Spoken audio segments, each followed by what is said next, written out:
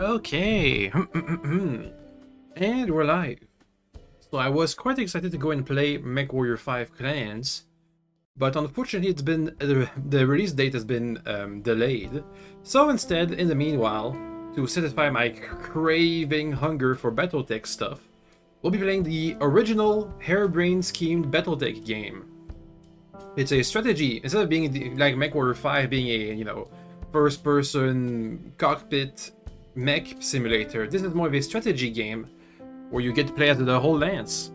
It's like a weird mix. Well, it's a good mix between the classic XCOM 2 action-based turn game and the BattleTech original classic BattleTech tabletop rules. I do have to say though, I'm getting kind of worried about Mechwarrior 5 Clans because so far in the year, all the games that have had to have a delay, like Frostpunk 2 or Dragon's Dogma 2, they delayed not enough to fix all the bugs that made the experience really bad, but just enough to make it so people thought they would be able to fix all the bugs. And I'm more worried that Mechwarrior 5 Clans is gonna have the same issues that Frostpunk 2 and Dragon's Dogma 2 is gonna have, where it releases and it's not as bad as it could have been, but it's still pretty bad. We'll see. I don't know. I don't know how buggy the game's gonna be on release. We'll see. There's nothing else to do. Anyway, let me just start up the game. I want to look at the intro cinematic because I think it's one of the best and most striking presentation of BattleTech universe history. You don't have to learn specific dates or names, but you definitely get the vibe of the universe. Let me just get the game started. It should be on screen any moment now. Hey.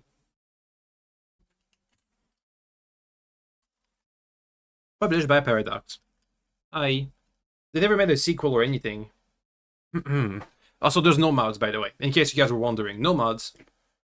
I usually don't play with mods, and the few exceptions I've made, I've regretted, so here we are.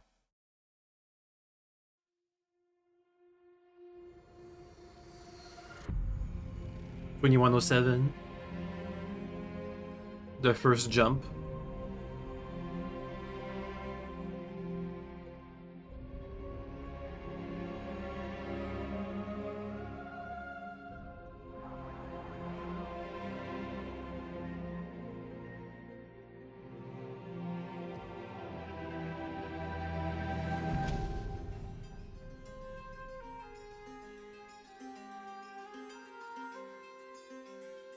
The first colony.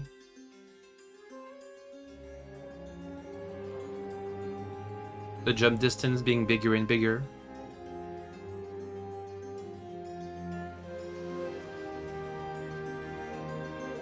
We just kind of skipped a bit of a part of history with the Age of War, but now we jump to the Star League.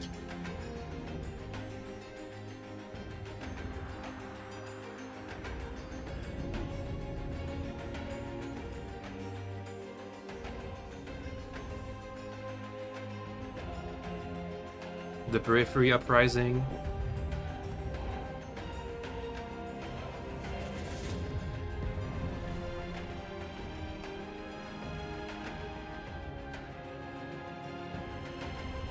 And any moment now the Civil War should start.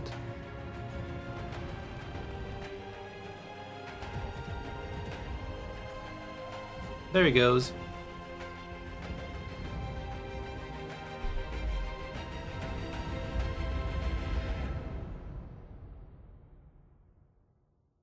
I think that's a pretty good intro for the universe. You definitely get the vibe at the very least. Even if it's not the events or the names. You get the idea. Anyway, so I have played this game before. It's not like I'm new to it. That was my first game I played set in the BattleTech universe. That's how I got introduced to myself. So I'm kind of excited to go back and see the differences I'm going to pick up in the lore. Since the first time around I didn't know anything about the game or the universe. Whereas this time I know a bit more. I'm still reading about the Blood of Kerensky trilogy. That's about the clan invasion. In preparation for Mechwarrior 5. Let's make a new campaign. Standard, yep.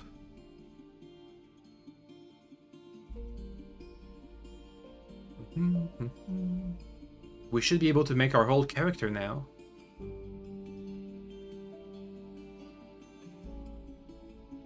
Also, the music is awesome in this game. Much more reflective compared to Mechwarrior 5's hard rock battle music.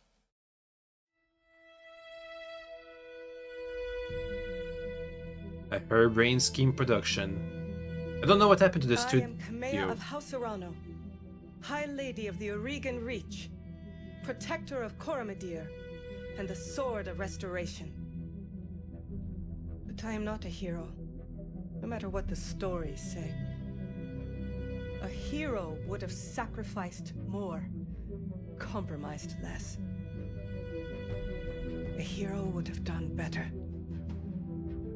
You know this, of course. You were there. Thanks. My father used to tell me stories about the ancient times. About the Star League, a golden age of prosperity, upheld by the great Mechwarriors of old, guardians of the innocent, protectors of the peace. I always dreamed of following in their footsteps. I was too young to see the truth of things. After all, it wasn't heroism or a noble cause that won me the throne. It was hiring a mercenary, skilled enough, perhaps ruthless enough, to carry the day. Hiring you. I still don't know if you fought for honor or for the thrill of it, for belief in my cause, or just in my money. I mean, the money does help. Whether it was your noble heart or mercenary mind, your actions gave us hope. That makes you a hero in the eyes of history. Uh-huh. Whether you believe it, that's up to you. Damn it, doggo. Don't make all the noises. No. Battletech restoration. Let me go and whoosh the dog out of here. Doggy, whoosh whoosh. Whoosh whoosh. Okay. You know, that's kind of weird because I think in the Battletech universe, the Oregon Reach has been made canon. But does that mean that the events of the actual game, like the mercenary group, is also canon? I have to look that up. We'll see. Anyway. The Oregon Reach is a small kingdom in the Rimworld periphery.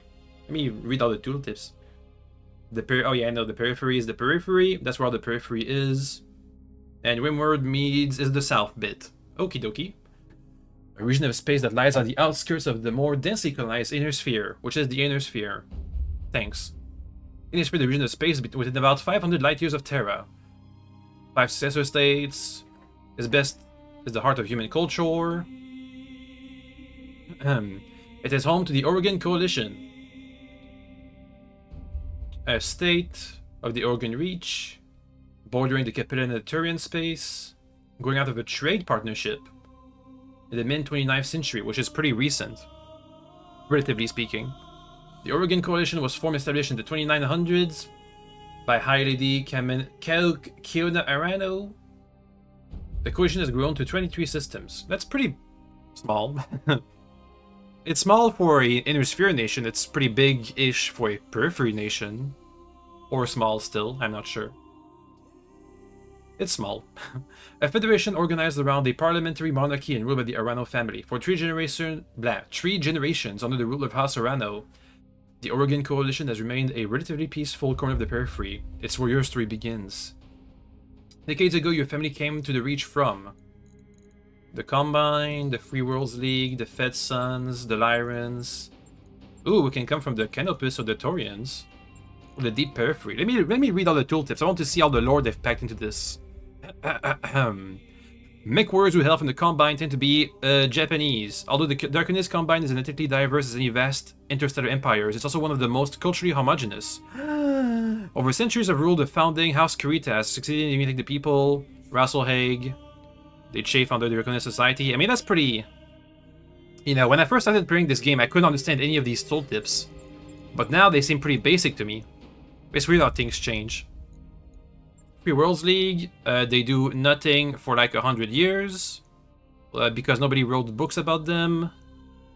They have like 5 civil wars. A great fact, apparently I've in the Warrior trilogy, on Solaris. Apparently, all of the great houses have a spy agencies on Solaris, except the Free Worlds League, because in one of the civil wars, the intelligence agency also had a civil war of their own because each side, you know, it split into two and sided with each of the halves of the civil war, and they wiped themselves out, which is hilarious if you ask me. Anyway, the Fed Sons, they win all the time until they don't. They see themselves as righteous warriors of champions of liberty, sometimes to a fault. Though nearly extinguished by the Dragons combined in the First Succession War, the Fed Sons, renowned House Davian, has become the most powerful of the 5 great successor states. I definitely would put emphasis on arguably. I think at this time it was common knowledge, common belief that it was Kurita who was the biggest and the strongest. House Davian has significantly increased the number of star systems under its control in the last 2 centuries. The Lyran Commonwealth. Mechwarriors with help from Lyran Commonwealth are German. Wealth is the great strength in the merchant princes of the Lyran Commonwealth, ruled by the House Steiner. Despite the number of humiliating defeat, the Lyran Commonwealth has bounced back thanks to the combined strength of its economy and its controls of the Inner Sphere's largest functioning battle-mech factories. Yep, that is quite basic. Mechwarriors with help from the Capellan Confederations are gonna lose for the next 50 years, I think, until they have like one good guy who's gonna rule the house. The Capellan Confederation has suffered the most at the hands of the other successor states over the last 2 centuries of war, having lost nearly half of the territory it once controlled at the height of the Star League's rule. Over time, the leadership of House Liao has transformed the Capellan states into a stupids, where they get to be losers. Most Capellans take great pride in their citizenship. Canopus, they can run the gamut of skills and fighting styles, but often favor clever and unorthodox tactics. While smaller than the great successor states, the Magistracy of Canopus is a major periphery nation. The Magistracy is a matriarchal society led by Magistrix. It's an elected position, but controlled by House Centrella because neo-feudalism. The Taurians, constitutional monarchy, is the strongest military power in the periphery. I didn't know that. It's also one of the oldest surviving realms. I also didn't know that. What? Having formed long before the creation of the Star League. Aren't most of the successor states also older than the Star League by definition? Didn't the Taurians flee from the Capellan / Fedson wars? They fled from something. I don't know why you included that bit. Sources enjoy expressing freedoms. Take pride in defending those freedoms. The Taurian Concordat has long had an antagonistic relationship with the Inner Sphere. The Rimworld Periphery. There's no easy way to characterize mechwarriors hailing from the periphery. They can be anything from petty thugs to ruthless tacticians to skilled and honorable warriors. The nations and minor nobles who house of the Rimworld Periphery have long played a role in shaping humanity. The Star League's downfall began in the periphery, eventually leading to the current scattered state of the disparate star systems. The periphery is still the galaxy's frontier, where the great house of the Inner Sphere play deadly politics, play abandoned kingdoms to thrive, and blah blah blah. And the deep periphery? What do you mean by that? Like the place that doesn't even have HPG networks? The area of space just outside the Inner Sphere and the periphery is known as the deep periphery. The exact borders is vaguely defined, though not as thoroughly colonized as the periphery. The deep periphery is home to a number of interstellar states, such as the Anseatic League and the Chain places. Mechwarriors that hail from there are rare, but even rarer is the mechwarrior who will admit to such an origin. Beyond the outermost edges of the periphery lies depths of space that remain uncharted and unknown to most human civilization. Little is known about these regions, but they are far from uninhabited. The deep periphery is littered with abandoned colonies and small outposts, isolated from the rest of humanity. After the fall of the Star League, General Kerensky led the remnants of the Star League into the deep periphery. Wait, does that mean that you count as a clanner? Like, technically? Like your parents are quote-unquote clanners?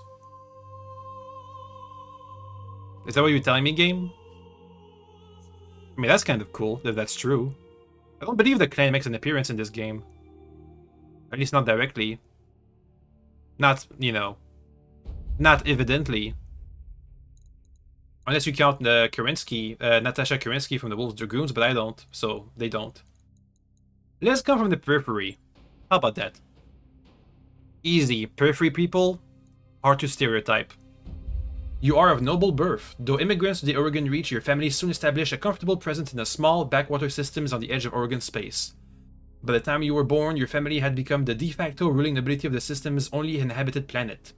You were the oldest child, heir to the family's titles, an ancestral black mech, battle mech, an old blackjack. This is where you met Raju Mastiff Montgomery, a veteran of the Succession Wars, whom your parents hired on for a season to train you as a mech warrior. Raju was a strict but capable teacher, and you quickly became a skilled pilot. You know, I'm gonna have to take deeper breaths. We're gonna have to do lots of reading. Okay, until the day after your 16th birthday, when you were exiled, you committed an unforgivable transgression. You struck out on your own, you went bankrupt, they died in an accident, your family was betrayed. Died in an accident, what's that? The rest of your family died in a freak jump ship accident. Oof. After which you discovered that they had left nothing behind but a pile of debt. Ooh. After selling everything to the debt, you set off on your own with only your family's ancestral blackjack. What about the other thingies? You watch your family's fortune, income, and influence slowly dwindle away. As the heir to a noble family, you grew up wanting for nothing. As it turns out, you couldn't stand the life of pampered nobility. Transgression. Your family was betrayed and its seat of power destroyed. That could make sense. Does this, apart from the stats, did this come up again later in the game? I know sometimes you get little dialogue choices because of your origin. Freak accident. Out of your own, you fell into the life of a pirate, a gladiator, an inner sphere mercenary, a freelancer, a merchant guard. You roamed the Rimworld periphery as a freelancer, signing on for whatever odd contract you could find as a mech warrior for hire. How is that not just being a mercenary? It was a solitary life, but as you became more comfortable with the itinerant lifestyle, you found you were able to make a decent living helping the people of the frontier. Oh, that's nice. Eager to get away with it all, you joined up with a minor inner sphere mercenary unit. Okay. Gladiator, on Solaris 7, a pirate, a soldier. Unsure of your prospects, you traveled to Cormodir, the capital of the Oregon Coalition, and enlisted in the Coalition military. You quickly rose to the ranks, distinguishing yourself as the reliable mech warrior. Life as a soldier wasn't glamorous, but it suited you just fine. Let's be a soldier, it will make sense later in the story. Until years later, you crossed paths with Raju Mastiff Montgomery once again. On an ill-fated mission, you were caught behind enemy lines and separated from your lance. Raju happened to be on patrol nearby, and he launched a daring rescue. Upon finding out it was you he had rescued, he brought you into the House Arano Royal Guards. So it is that you find yourself reunited with your old mentor, preparing your ancestral blackjack for guard duty on the coronation day of the Lady Kamea Arano. Where's my water? I need a drink already. Lots of reading. At least the music helps. Okie dokes. We get to make our ugly portrait. Can I randomize? Call sign, first name, last name. No, wait, I want to randomize. Damn it. Let's pick a preset and change it slightly. This one. Let's change the hair color. That should do the trick. Bam. Look at that. Funky. I hope it's gonna stand out on our little portrait selection thingy. Call sign. How about... I don't know. Something sci-fi sounding. How about... come on, brain, turn on. I need you. Star? That's too easy. Light? Nah. Starlight? Nah, even worse.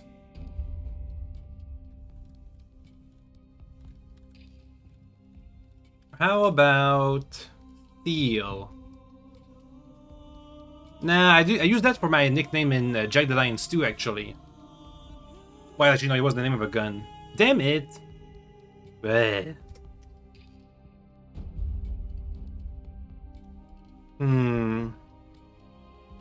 What kind of call sign will we have? Freak accident, a soldier, a reliable, Or we can go with the classic Lionheart, but that's kind of stealing. How about Lion? Just Lion. Nickname. First name. I don't know, something generic. It has to be generic, but easy enough for me to notice when they say my name. Haruki. Cyrus. Petar. How about just Peter? There we go. Last name. I don't know, something from the periphery. What would be a nice sounding noble name? Wong, Metal, Boyer.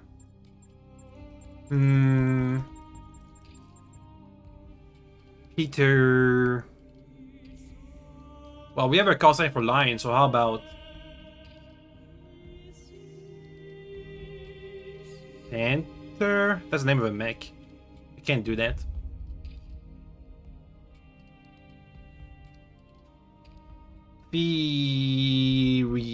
Nah. Field. There we go, Field. Almost like filthy. But they missed the letter. Okay, background. You came from the remote periphery to the Oregon Reach. Freak accident. +1 piloting, +1 guts, +1 gunnery. Okay. I know that you want high tactics because it helps with your aimed shots, which are insanely powerful if you can get them right. Gunnery makes you hit your guns more often. Piloting is for melee combat. And guts is for heat. And other stuff. The High Lord Tamati Haranod II is dead. The Oregon Reach is left at an uncertain crossroad. Once prosperous, it is now a kingdom in decline, surrounded by powerful neighbors. Lord Santiago Espinosa, brother-in-law to the late High Lord, is convinced that the slow-moving council must be dissolved. His proposed directive would constrict their house guard to centralize power into a single throne. Oof. He went for the captain route from Frostpunk.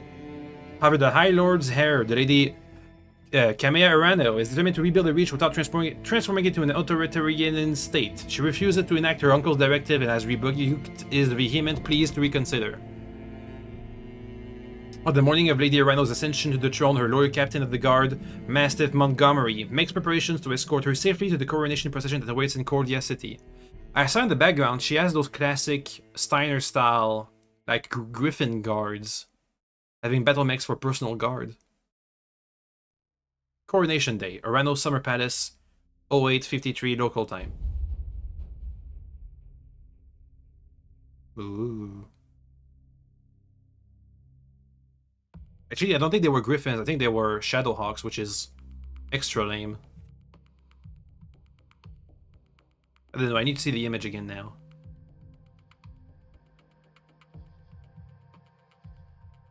Okay, I think today we're gonna get the tutorial done, and maybe 1 or 2 missions if we're, if we're fast enough. We'll see.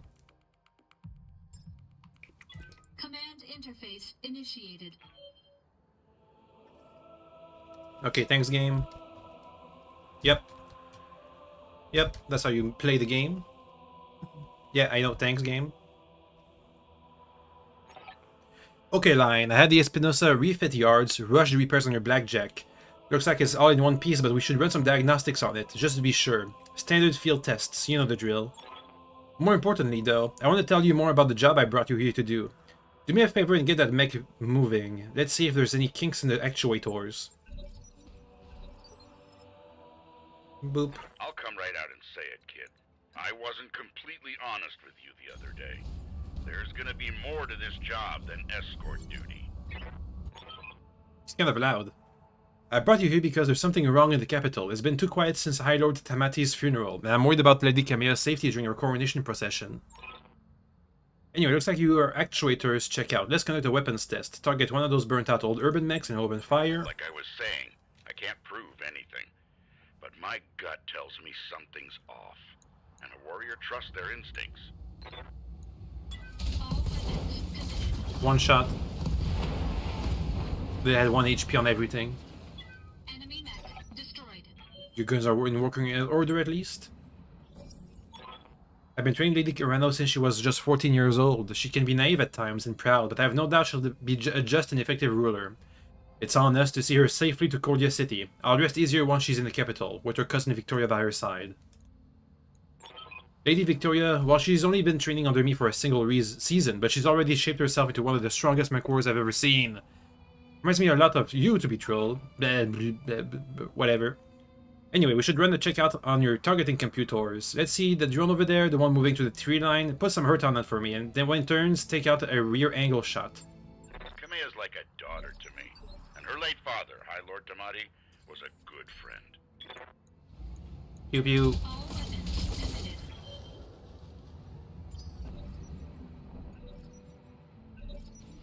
Okie dokie. Pew pew. All weapons limited. Enemy unit. Just as I've said, this is a weird mix between the classic BattleTech rules for tabletop gameplay and the combination with the classic XCOM style 2-action strategy. Nice shot. Now, I don't know how familiar you are with the Oregon politics, but the Reach was badly shaken by the High Lord's death. It needs a smooth transfer of power, and Kameya belongs to on the Cormorant throne. Fire up your jump jets, kid. I want to see you descend this cliff face. Aim for that patch of ground over there, near the lake. Victoria pulls no punches, but she's been a loyal companion to Kameya since they were kids. Aside from you, there's no one I'd rather have by my side in a fight. Oof, heat. Yeah, I was afraid of that. Jump jets build a lot of heat, and that was more than your engine could handle. Head on into that water. We need to get you cooled off.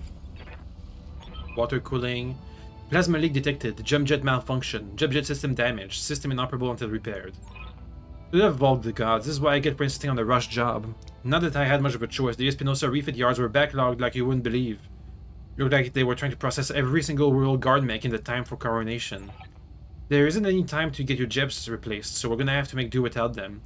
Go ahead and take out the mech with a melee attack. I want to be sure nothing else is gonna break down on you. Okie dokie. Let's take out this little Panther... Vindicator... Panther? Panther. Murder, please. Bonk. Engaging physical attack. Is that solid? Alright. One last test. I want you to take your blackjack up to a sprint and evade my attack. Push that engine, kid. If something goes wrong today, I want to know that your mech can maneuver. Boop.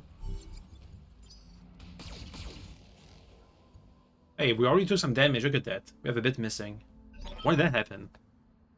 Congratulations, Lion. Your blackjack's as combat ready as it can be, given the circumstances. For what it's worth, I hope that my suspicions turn out to be unfounded, and we end the day having a good laugh about what a paranoid old man I've become. But if not, then I know that you'll be ready. Time to move out and play the real slash. Of course, this Mechwarrior was a student of yours. I'd expect them to know their way around a cockpit. Okie dokes. Let's get the first quote-unquote real mission.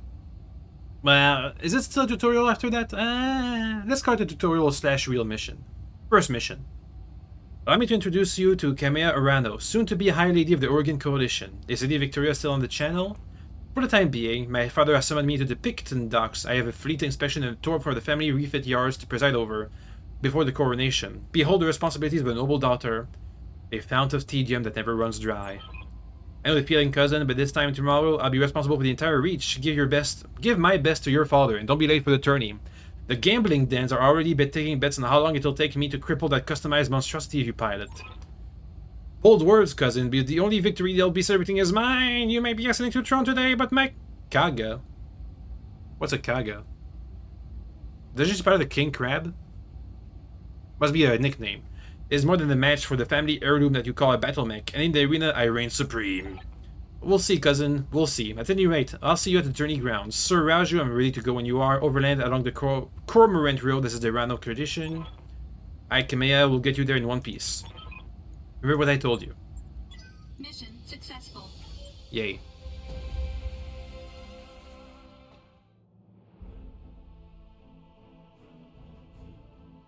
We don't get to do any management at this point of the game, I think.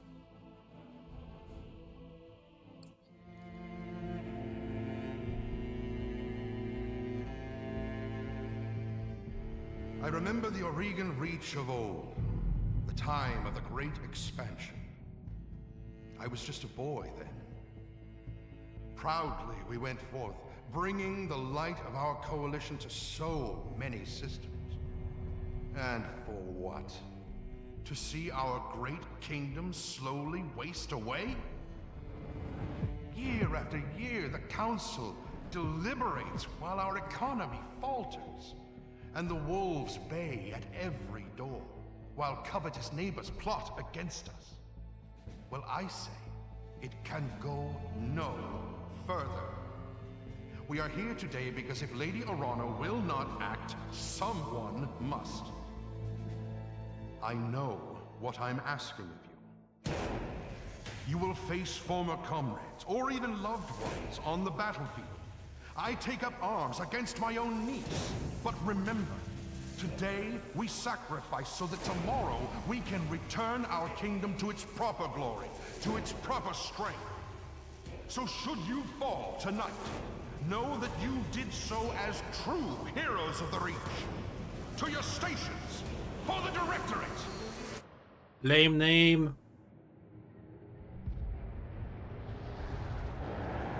Also, the symbol is weird.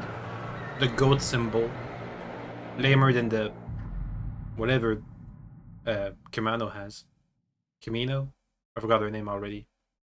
Oregon Lady. Kamino. Coronation Day, Cordia City outskirts, 13022 local time.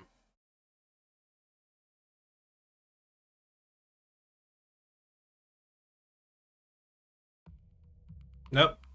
Don't show me the leopard.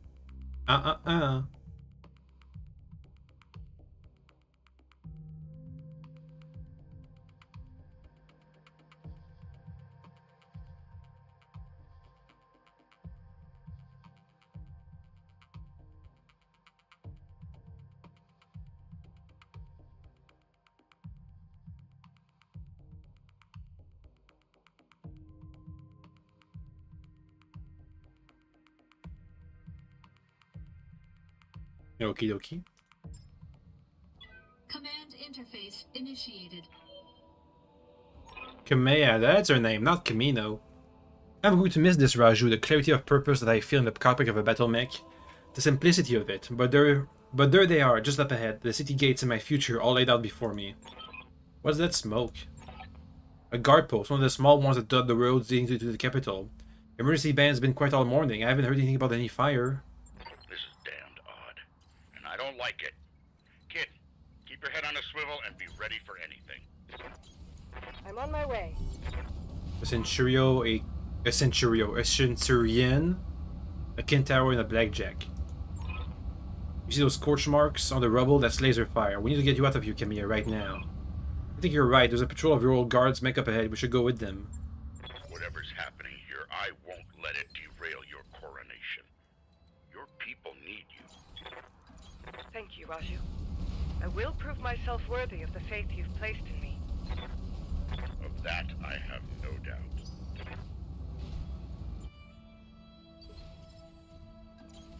Confirmed.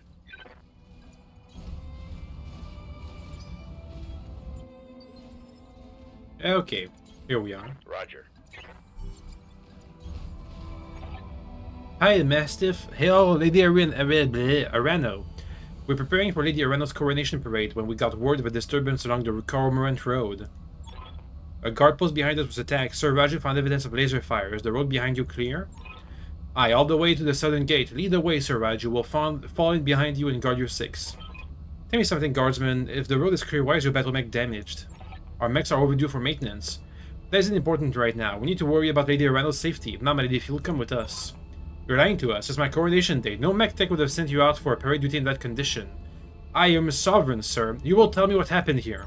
Damn it, girl. We don't have time for this. Take them! Kill the old man and the Mechwarrior, but take Lady Arano alive. Fall back, Kamea. Get behind us. You didn't train me to cower, Raju. You trained me to fight.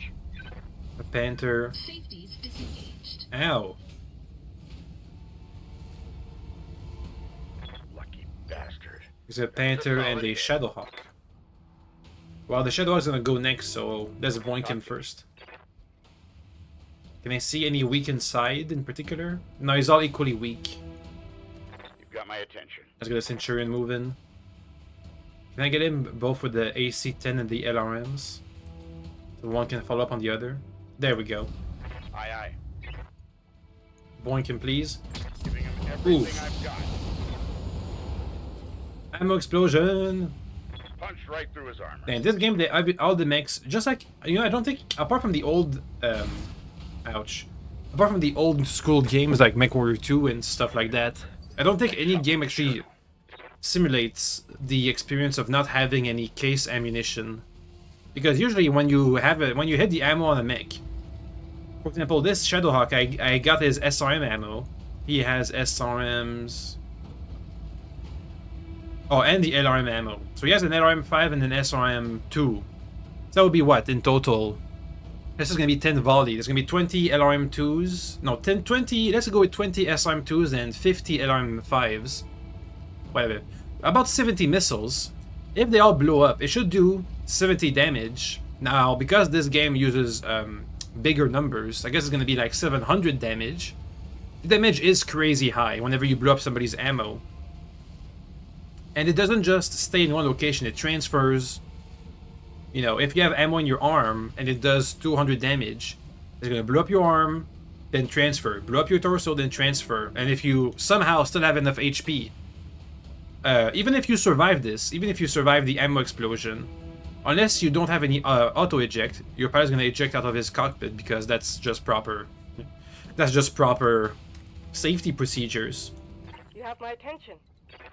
Okay, let me see. Can I the Blackjack finish off the Shadowhawk? No, Kamiya's gonna have to Tell do me what it. you need. I just gotta get the right angle and we can finish him off.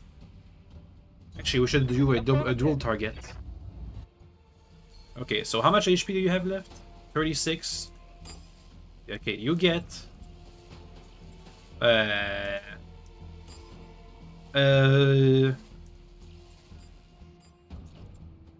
Get a volley of SRMs, and the Panther can get the rest of the stuff. There we go. Confirm. Got him. Ooh, ammo explosion in the torso. Reporting a critical strike. I can't jump. That's right. Maybe I can leg him. I just gotta stick to his left side. Can I go for melee combat instead? Let's boink him. Damn it. I guess not. I tried. Hey, it's still my turn. Orders? Let's blow him up. Easy. You're making me do that, son. Damn you. Good thing these guys have weakened armor. That's one less hostile on. In fact, everybody's gonna have weakened armor in the beginning of the game because you start out with mostly, let's say, suboptimal combinations of mechs. Kamea, can you hear me? Alexander, we were just attacked. The royal guards, my own guardsmen, tried to take me prisoner. It's happening here too. The royal guard are killing one another in the halls. The Lord Carosa's house guards just got gunned down in front of me. The attorney pavilion is a slaughterhouse.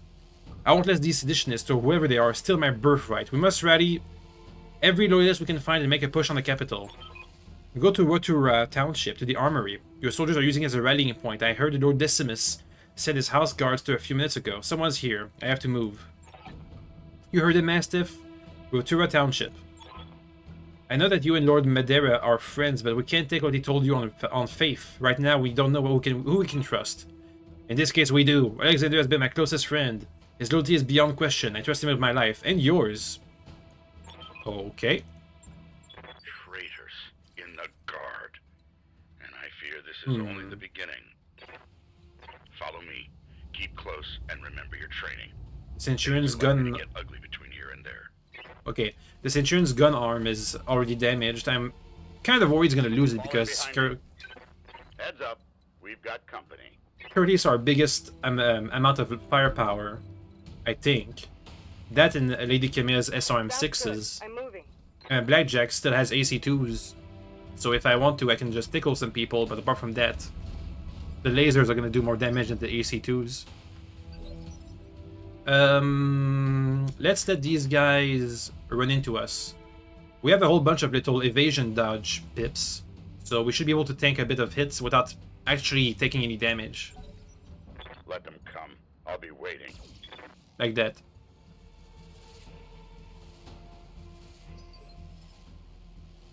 Skip. Nice try. That way we let them get closer into our gun range. Huh. Once again, we're gonna have to split fire if we want to kill everybody.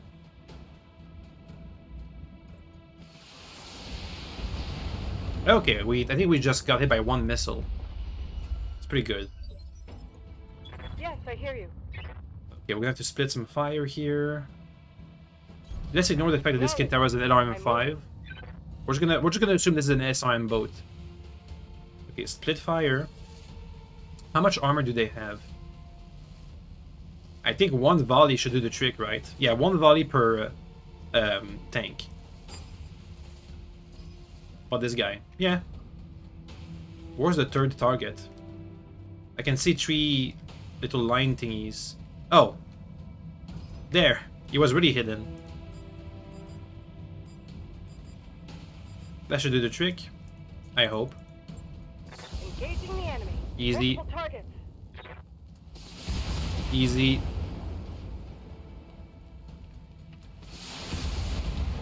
Oh, okay, never mind. I thought he survived for a Another sec. enemy casualty. Alright. You've got my attention. We need to expose this last vehicle. I think I know how to do that. Roger that. Mastiff, come here. Sensor lock. And let's use those AC2s for something. Got a sensor lock. Lion. Damn it, there's no line of fire. Why do I even have the longest range guns in the game if we don't... If we can't move? Okay, whatever. Sprint. Full throttle. Okay, the longest range guns if you don't count the LRMs. I think. And this guy's already disappeared again. Sensor lock again, please. Thanks. I've got a sensor lock. Standing by. Okay. How much ammo do we have? Oh, wait. Come here. Come here. Do you read me? It's Espinosa, your uncle. Do you hear me? House Espinosa is usurping the throne. It can't be. I just watched an Espinosa battle mech plow through an alley full of civilians. This is happening, and it's happening now. Your loyalists have fallen back to the market district, but that's where we're making the stand. What if the royal guards are doing their best, but there's something wrong with the battle mechs? Oh gods. Alexander! Huh. There goes the market district. Anyway, where were we? Oh yeah, how much ammo do I have?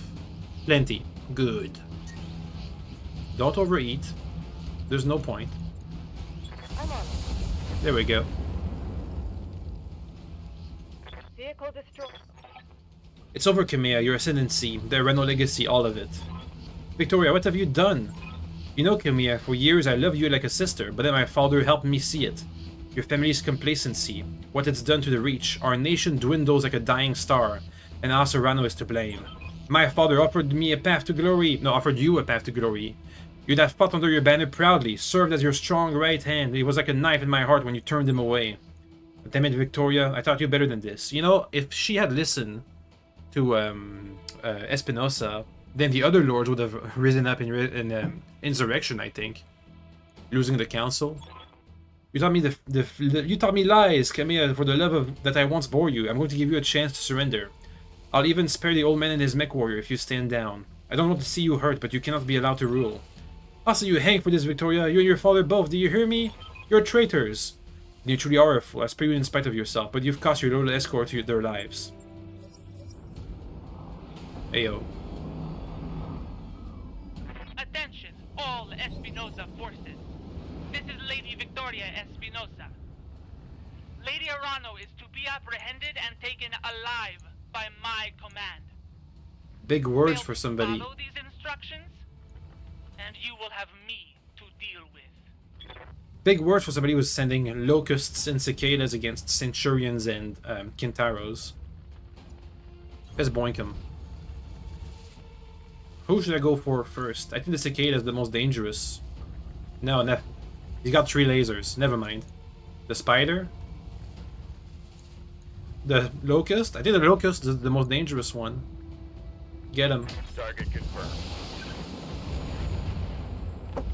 Wow, he's still alive. I'm surprised. Take that as a lesson. I mean, if somebody sneezes on him, he's gonna die, but still.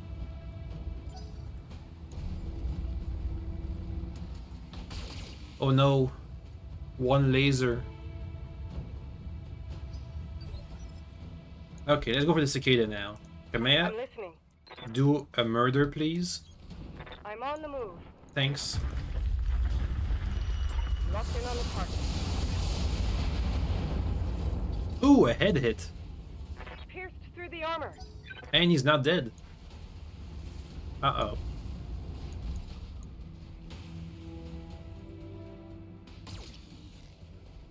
Why only 1 laser? Wait, does he only have 1 laser left? Damn it, doggo.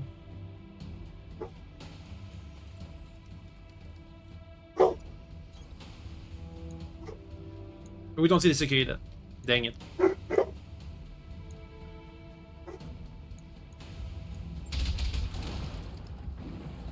I scratched him. Enemy mech. Critical damage detected. I don't know if you can say that an AC2 has ever done critical damage. What did I even do? Incoming transmission.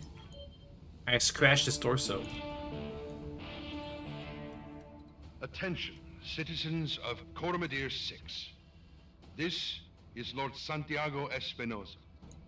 With the unanimous support of the founding houses, I have assumed control of the Oregon Coalition. For your own protection, I urge you to remain calm and stay indoors until otherwise instructed. All hostile units, stand down, and you have my oath that you will not be harmed. Resist, and you will be fired upon. Okie dokie. He's gotta get better music for his announcements. Placed his faith in that man. I gave him my trust. He was family. Just barely dinged my armor. We gotta kill some of these mechs now. I think I know how too. Kamea, Reading you loud and clear. bonk him please. Oh, look at that body. Just hit him. Anywhere is gonna do damage. Closing into melee range. Left arm, left torso. I mean, If you had any sense, you'd retreat.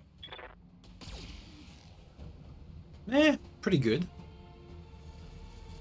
But seriously, we gotta kill some of these guys. Like, this is getting ridiculous. Who do we go for? Spider. Die, please. Damn, my guy can't aim. Engaging target. Nice job, kid. 1 fewer hostile on the board. Okie dokie. Mastiff. Talk to me. Murder, please. Copy that. To hell with the weapons. Battle mech down. What? He gets a turn. Oh. Careful. He already has his gun arm exposed. I'd like to save his gun for the entire mission. If that had hit, would he have lost his arm? Standing by. No. But it was close still. Let's kill this guy. Location confirmed. Affirmative. Alexander, thank the gods, I thought you'd lost you when the bombs fell. You nearly did, Kamea. The city is lost. We have to get off this planet and we need to do it now. I can't do it. This is my home. The battle's over, Kamea. Lord Madeira has the right of it. It's time for you to run. Escape from this madness and live to restore the coalition another day. You're both right. My uncle has won. The reach is his. We'll mourn it for later, the both of us. For now, you need to move. I have a dropship waiting at Shepherd's Pass. We're on our way. You get to that ship, Alexander. I mean it. We We'll not lose you and my throne on the same day. More mechs.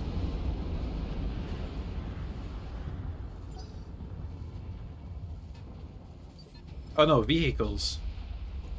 Let's get some sprint in done so we can have some dodge. What are these called? Dodge pips? Dodge points? Dodging. Speed. Speed points, I think that's the name.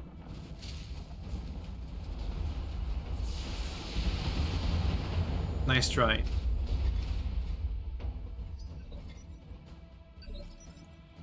You've got my attention. Mastiff, kill... actually, you know what? Let's use our LRM. Moving out. Have I even fired this thing? I think I did for one salvo. Nice. Never stood a chance. Yes, I hear you. Confirmed.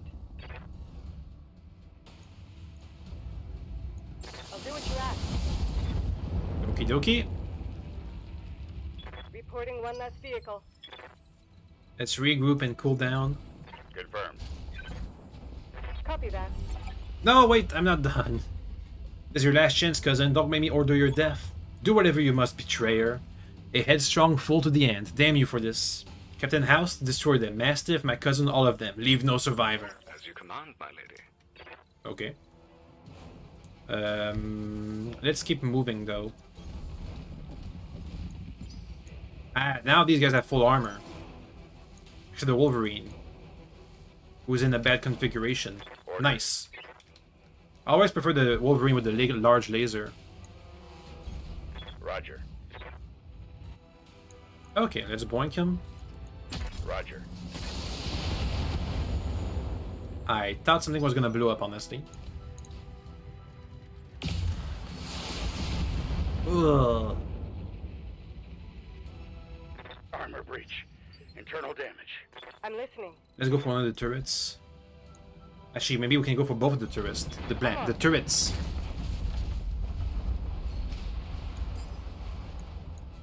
We have to do 100 damage on each of them. One salvo for one for the other. It won't kill them, but it'll do some damage. I'll do what you ask. Okay, well, it might kill one of them. Okay, never mind. It kills both of them. Okay, never mind what I said. Target destroyed. Okay, let's plink with the AC2s. It's better than nothing. If I can angle it properly, I might be able to blow off his torso next turn. All weapons committed. Alright. Mastiff. Talk to me. I can't get on his flank. In that case, I think we're better off just not moving. No, actually we are. Let's put our shield arm... Ugh. Shield arm first. Affirmative. So it doesn't blow up our gun. Pew pew. Roger that. Hey, SRM 6 crit. That was a critical hit, lad. Oh. There goes the gun. You'll have to do better than that. I tried. The bastards took one of my guns. Tell me what you need. You took your only gun, dude. Now all you have is lasers and missiles. Oh, leg destroyed. Torso destroyed. Inflicting heavy damage. Maybe I can get his other leg.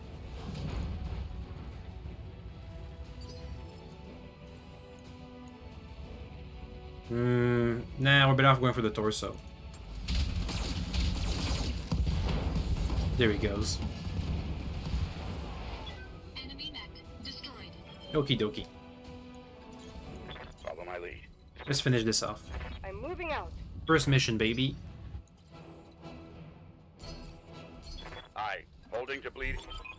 Thank the gods you made it, Kamea. Captain Hal is preparing the engine now. Another 5 minutes, he'll be ready to depart. 5 minutes is a long time. Line, you see Lady Arano on the docking ramps. When she's aboard, come back to me. We'll hold this past whatever comes. Thank you both. I won't forget what you've done for me today. I promise you that. I'll do what you ask. Oh. All units advance. I want you to take down the dropship. Destroy everyone and everything that stands in your way.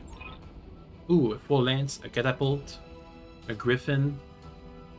That's a lot of mechs. Alright, Lion, I trained you for this. We'll fight side by side and watch each other's backs. Above all else, we'll keep Lady Arano safe. Protect the dropship, it's all that matters. Oh, I don't get to see. Warning, engine 8 critical. Warning, error. Shutdown initiated, error. Reactor offline, weapons offline, systems inoperable. Trouble with your blackjack, Lion? Shame, that's been happening to a lot of royal guards lately. You have numbers on us and you've resorted to sabotage, and you're gloating about it? You've got no honor, you little vicious little brat. Shut your mouth, old man. My father is a great man, and I swear to all the gods. They keep saying gods, plural. I know religion still exists in the BattleTech future. For example, I think the Davions are not just Christian, but Catholic specifically. What about the periphery? Are they pagans? Super Greek? Romans? No. Viking style? Your father is a coward, and so are you. Lion, eject now. Punch out. You're no good to anybody in a broken mech. I won't let you die today. Eject that Mechwarrior now! Now come for me, Victoria. Your teacher is waiting, and come and show me what you've learned. What do we have? A griffin? Panther? A Kintaro? No, that's a trebuchet. I can't tell the other. Anyway, he's gonna die. This doesn't look good, especially without his gun arm. Mission successful. And by himself.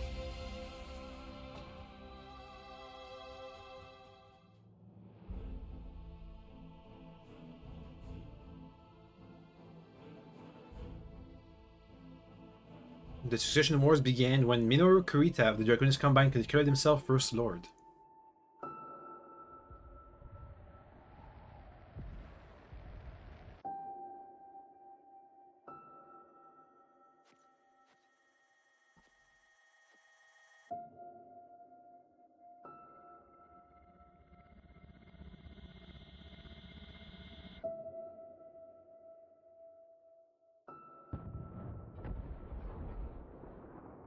Dang.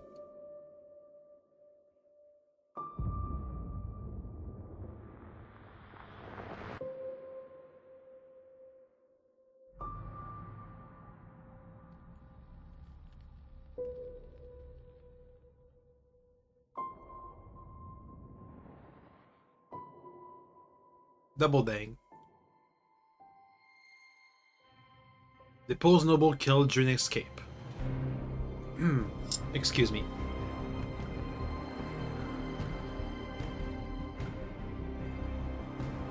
Lame logo. Look at that battle armor. That does look cool though. Victoria, what she's got on. Okay.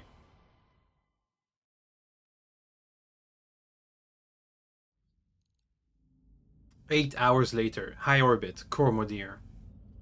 Easy there, Peter. You took a nasty crack to the head when you punched out. Don't worry, you're safe now. Hey, Darius.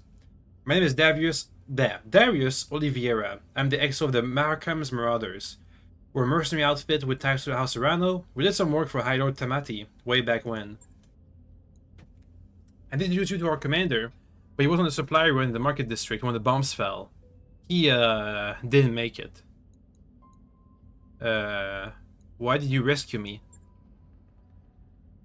Seemed appropriate given the circumstances. After seeing what happened to Markham, it didn't feel right leaving you in the hands of this new directorate. When we picked up your broadcast on the emergency band, we knew what we had to do. What about Sir Raju Montgomery? We found his mech, it was completely cored out. Nobody survives a hit like that. What is worse, I'm sorry. We supported the Royal Guards on a handful of deployments, and Sir Raju earned my respect many times over. What about my blackjack? Oh, our mech tech hauled what's left of it into the mech bay. It isn't pretty, but if you give him enough time, Yang can fix just about anything.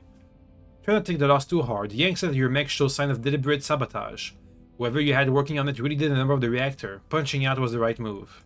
So what now? Well, things aren't looking so hot around here, what with the coup and all. House Espinosa's directorate is the new de facto government of the Oregon Reach. I'm sorry to have to tell you this, but Lady Orano is dead. Her dropship was destroyed at the takeover. It's all over the news. What a waste. Our sentiments exactly. We're getting the hell out of the Oregon territory. I've already booked transport on the first jump ship out. We're heading for a nice, quiet stretch of independent space all the way across the frontier, on the Canopian border. Not a cheap trip, but we'll worry about that how we're gonna pay for it later. Now, according to the info on your blood chit, what is that? Comstar issued identification carried by Mechwarriors in the field. I never heard about that before. I know the clan has something like that for genetic stuff. Your roots are right here in the Rimroll periphery. That puts you and me in the same boat. Our homes are too close to the directorate for comfort. So the way I see it, you've got a couple of options. You could stay with us for the long haul if you wanted. That's option A. When we get where we're going, we can drop you at the nearest planet. Maybe you can make a place for yourself. Of course, I need you to pitch in for your share of the fuel, plus food, lodgings, and repairs on your mech. Fair's fair after all. Alternatively, you could find a place for yourself in the Marauders, if you wanted to. Won't take you long to work off your debt and your reign with Mastiff, so I know you've got the chops. Think it over, sleep on it. You have a hell of a day, and we got a long road ahead. 3 years later. Ur-Kreen, Rimworld Frontier.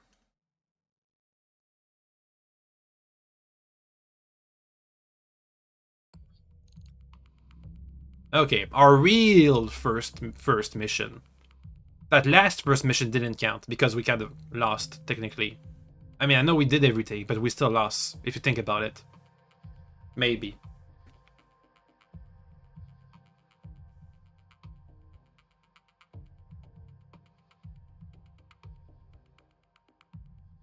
Alright, let's go. Command interface initiated. The Independent Prospectors League thanks you for your assistance, Commander. We're miners, not soldiers. We can't fight these bastards off on our own. That's what you're paying us for. Don't worry, we'll get your platforms back. This isn't just about reclaiming what's ours. Majesty Metals kill hundreds of us when they try to jump our claim.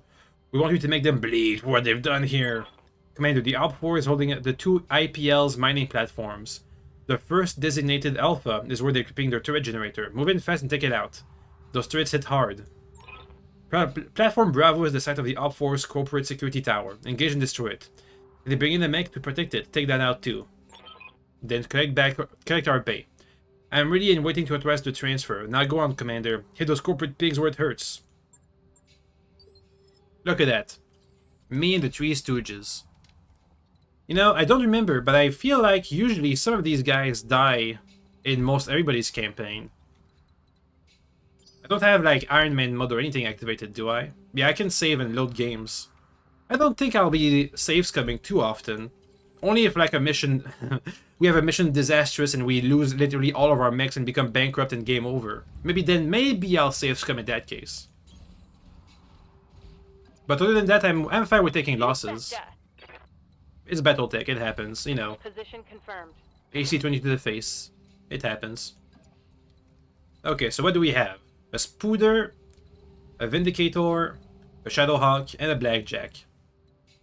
You know, I did follow up on the development of BattleTech, you know, when the first, like, wave first released. You are trespassing on Majesty Metals and manufacturing property and acting in collusion with a domestic terrorist organization. Cease your advance immediately, or you will be fired upon. Some of the first wave of... Okay, thanks. Some of the first wave of... Okay. Some of the first wave of mechs that were first released for BattleMech, like the Shadowhawk or the Blackjack, they're kind of because as it happens with all game systems, you know, you first release, I don't know, guys, you first release your like initial version, then the meta forms, you release your second wave, they're gonna fit into the meta. You release your third wave, they have some little niches and stuff. Good to go. So some of the initial battle mechs, like the Shadowhawk, are crap. They're bad. What do you have? Let's see, an AC-5, not strong enough. A medium laser, that's okay. SRM2, that's super small. LRM5, that's super small too. So, you know, it can engage at all ranges, but for like 2 damage. 2 damage at all ranges, baby. Shadowhawk. If you want to scratch your enemies. Anyway, we're gonna skip a turn, since I kind of wasted the spider. Okie dokie. Stabilizing. Engaging coolant system. Oh, hello, Grim Harbinger. Death and mech losses happening. You should know you had a longbow in Mega Mech. Hit shot by an aerospace fighter and kill your major in it. Oof. That sounds pretty bad. Ready for orders. It happens. It happens often, actually. I mean, you know, look, I played the first original XCOM, okay? I lost like 95% of my roster. It was a meat grind over there. I kind of learned to accept losses in strategy games at that point. Moving to position. It happens. Commandos, another spider. We should go for the generator ASAP. I guess we can focus on shooting the spider a bit. Nice. Good job. Reporting. Negative damage. Negative damage. Does that mean you healed him? Ow. I might have rushed ahead a bit. That shot went internal. Oh, please, no. What have I done? No! Stabilizers failed. The spider's Falling. done. Welp. Oh, I'm hit. Let's focus on the enemy spider first. It's already moved quite a bit. Who has the best gunnery? Can I see you guys' stats? My pilot stats? No? That's the eject button. I want to see who has the best shots. What can I do for you?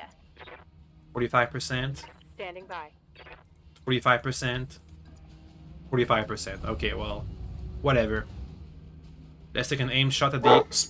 Damn it, doggy. Spider. All weapons committed. Did I do it? Oh, almost.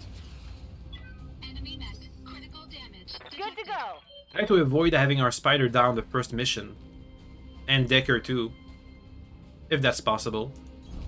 Got it. Come on, PPC. PPC! Roger, Commander. Got him! Nice. Gotcha. You know, the Vindicator is fine and all, but I always like the Panther for its, Yes. instead of the Vindicator. It's a lighter version, but it's still an absolute trooper. Okay, oh, damn it, there's a Shadowhawk.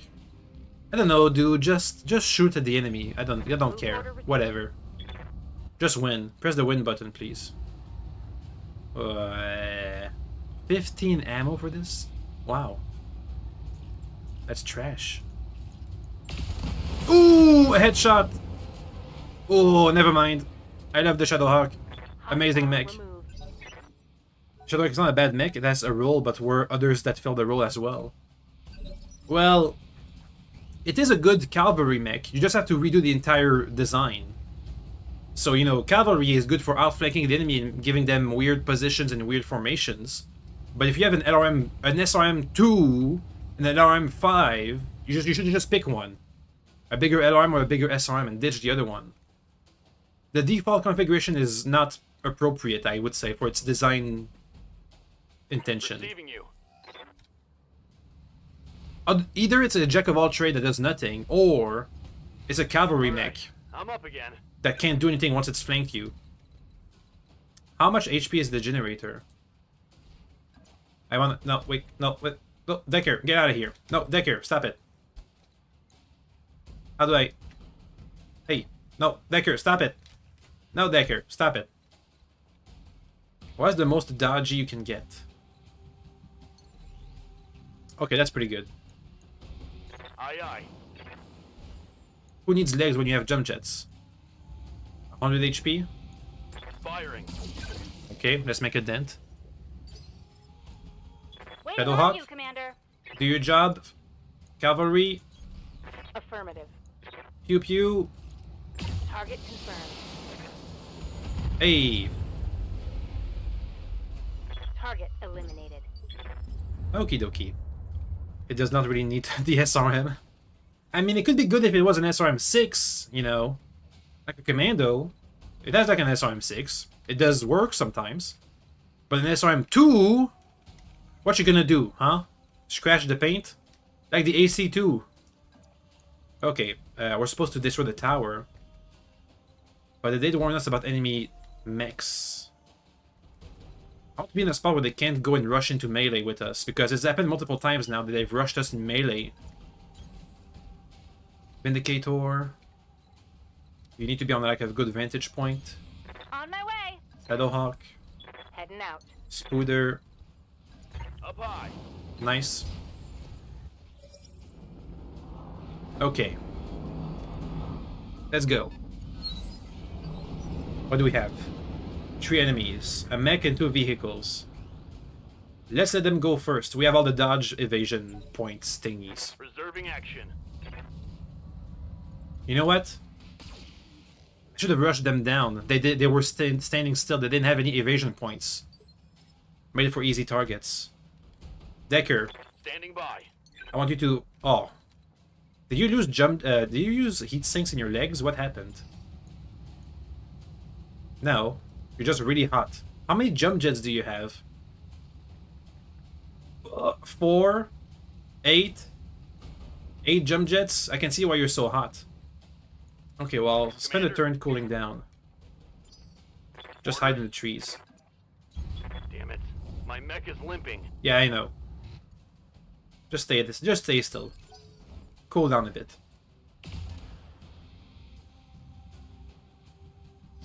Okay, Shadowhawk, Ready for orders. do your job. Rush the enemy, please. I want you to shoot at one of them that stood still. I copy. This Scorpion. Boink, please. All weapons are go. Hey! Nice. One more for the trash heap. Lion. Can your AC2s get through the Scorpion's armor? Maybe. Might be thin enough. But we have to avoid the Shadowhawk boinking us afterwards. Jump down. But if you jump down, you can't see anything. Jump up. Your vision's... there! Okay, don't overheat though. Careful. I think I should have aimed. Pressed our fire a bit. Waiting for orders. Oh well. Let's make ourselves an easy target with a Vindicator. It's not scratched, so I think its armor can hold up. Coordinates received. I hope. This guy's probably gonna go and rush for melee. Then we can encircle him next turn. Got it. Nice. You like that? Do we get salvage for this mission? I don't remember if we get salvage. Should I go and try and get the... well, yeah, whatever. Get the Shadowhawk correctly. Good to go. Why is Decker here? Oh, yeah, okay. It's the next turn. Let's let the Shadowhawk go first. Oh, no melee. Okay. He didn't move that much. Yeah, he lost evasion. Good. I think I'm gonna start with the Vindicator. Waiting for orders. Let's punch a hole in him. Let's get the AC-5 out. That's the most dangerous weapon I think he's got. Right, Commander. Well, that was the other shoulder, but that's fine. No, wait, no, that was the correct shoulder. I aimed for the wrong shoulder.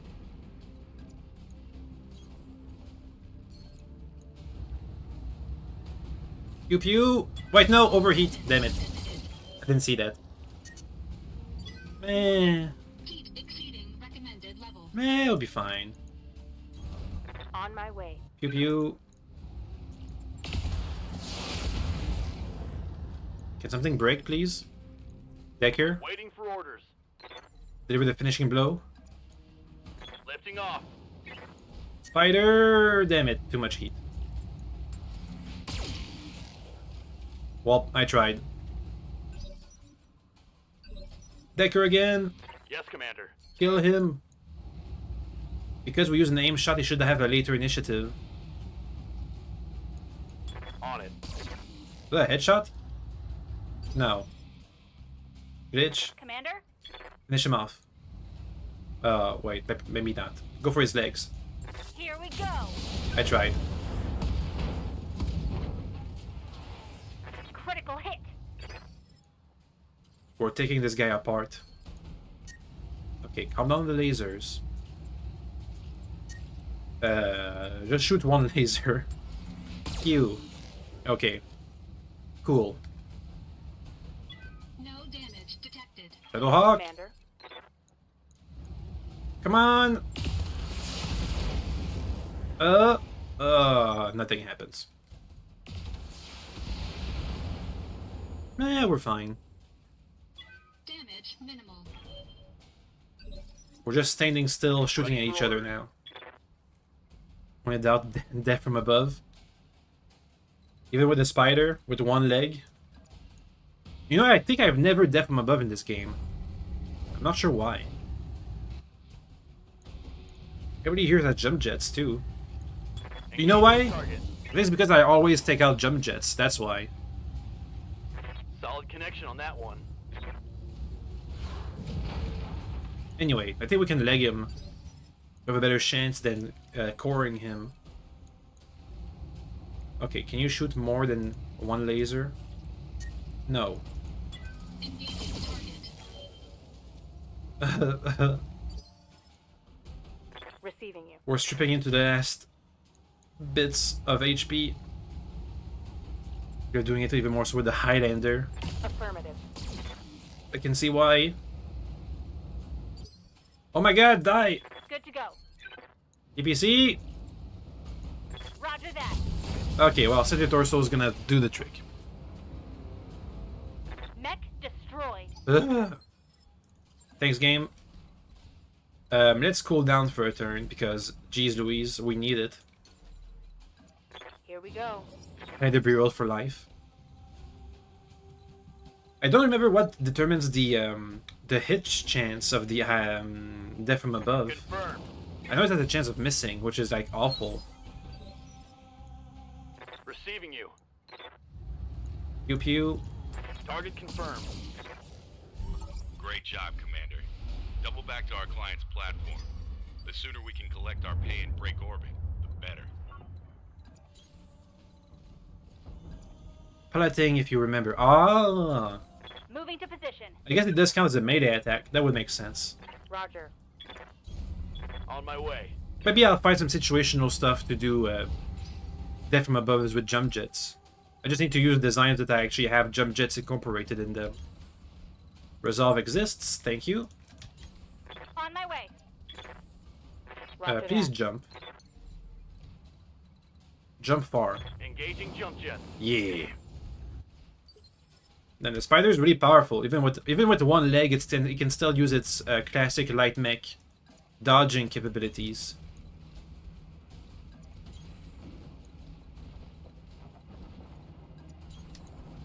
As far as possible. Okie Got it.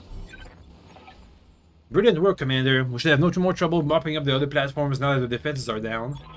We'll get the job done. Speaking of which, I wasn't finished. These platforms won't do us much good if we can't hold them. Majesty Metals taught us that, so we are going to need your battle mix. You're going to want to reconsider that. Why? Your lance has already been target locked by our turrets. Now power down and surrender, and we'll let you walk. Or try to fight, and we'll tear you to shreds. Your call. There goes our goddamn payday. Hold tight, Commander. We're on our way. Yeah, we'll be fine.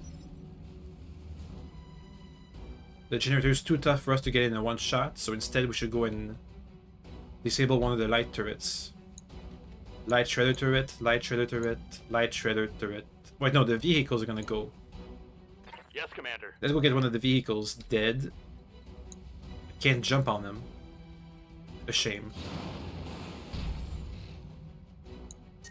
No, overheat. Damn it. I tried. Got the angle. And I missed. Awesome. No joy. Okay. Can I kill the generator? Who would have the best damage for that? Shadowhawk. Waiting for orders. How much damage do you even do with all your weapons? Moving out. 45, 25, so that's 60. No, 70. 80. I think if everything hits, we're gonna have a chance. Aim shot, please. Don't miss. Locking on. Hey, it worked. Brought it down, Commander. Nice try. Where's the other vehicle? Oh wait, there's a couple. Let me get the striker. Pew pew. Got him. Okay, come on. Enemy unit The blackjack is more damage, just hotter. Yeah, I'd like to replace some of his, if I can, I'd like to replace some of his AC2s by AC5s, or even AC10s, or just more lasers. Anything but AC2s, really. I can't get to this guy in the corner. Let me just get out of the minimum range for the PPC. I think that's good. Got it. Nice. Move her down.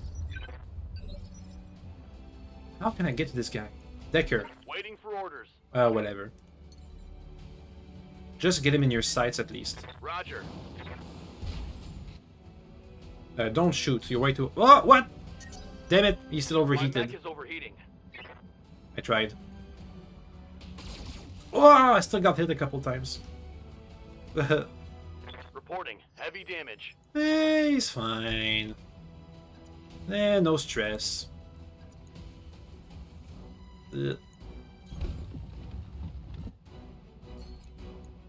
Okay. Focus fire. Easy. enemy unit destroyed. Stand by for extraction, Commander. Let's get the hell out of here. Oh, and Darius? I know, Meyer, I know. You want another team meeting. Give the man a prize. Mission successful. Let me drink some water. We got lots of reading ahead.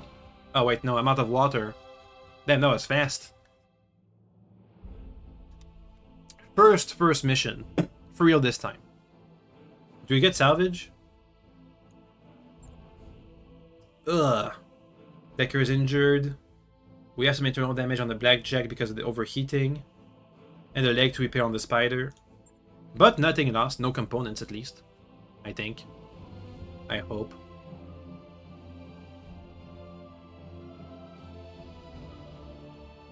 We didn't get any salvage or pay. Oh boy. Rent to own, in orbit. Or crew, what, the planet, whatever. The true irony is AC2s are actually pretty dangerous in numbers. I can see that. In numbers, yes.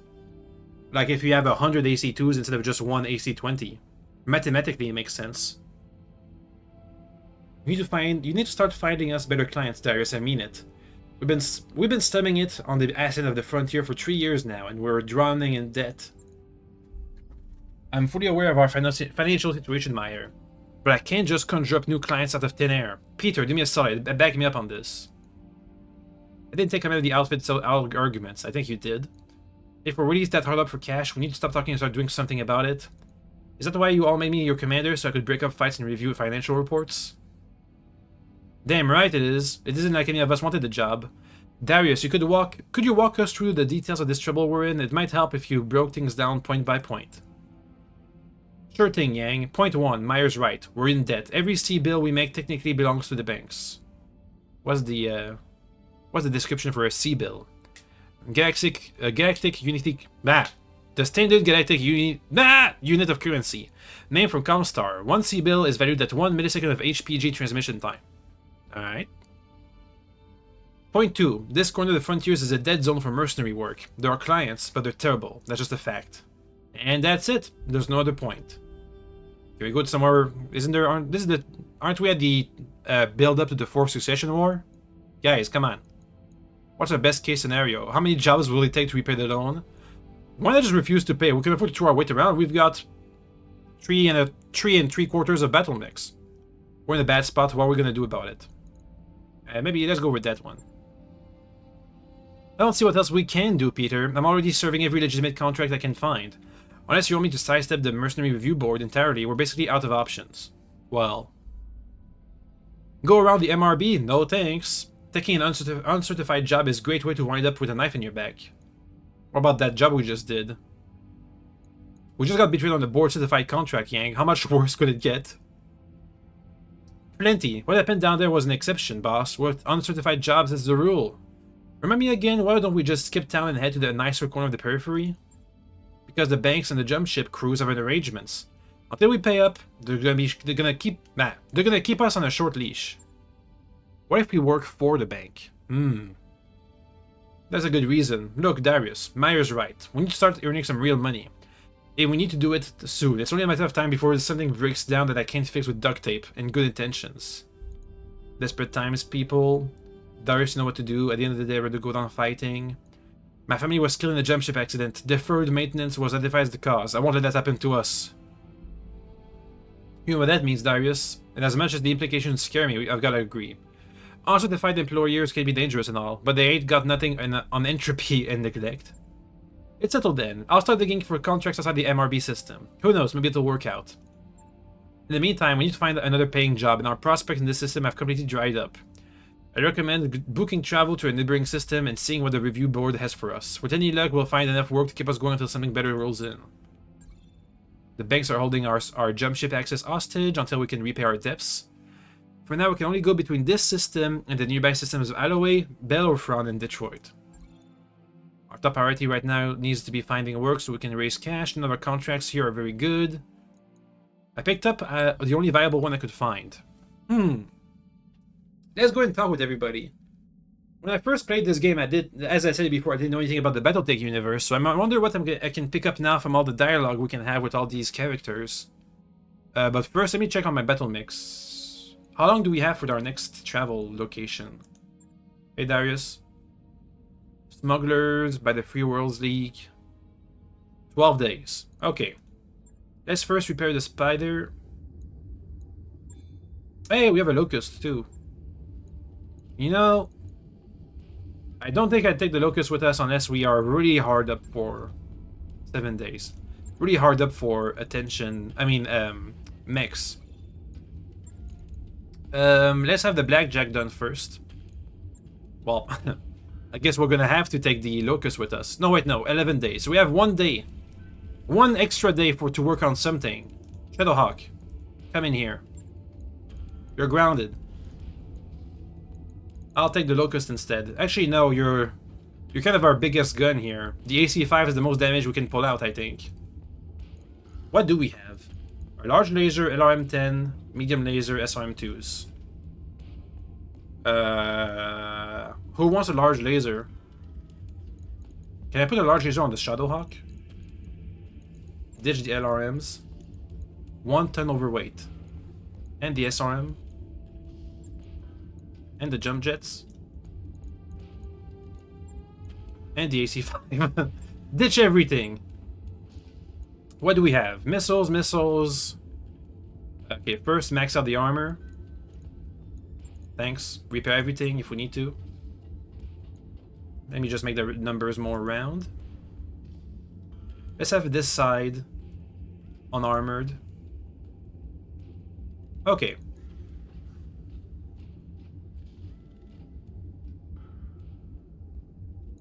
$7 tons. What can I put down? We can keep the AC-5. It's our biggest hitting gun. And now we're... Okay, well, no large laser. Just reset. You could do a triple AC-2s on the Shadowhawk. 6 tons versus... Well, we don't have the tonnage. Maybe unless I strip everything off.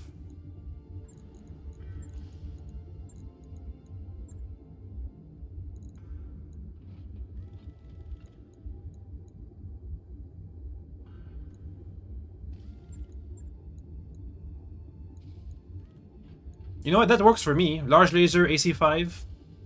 Big guns. We ditch the small stuff. In terms of raw damage, does this balance out? 40 damage, 45 damage.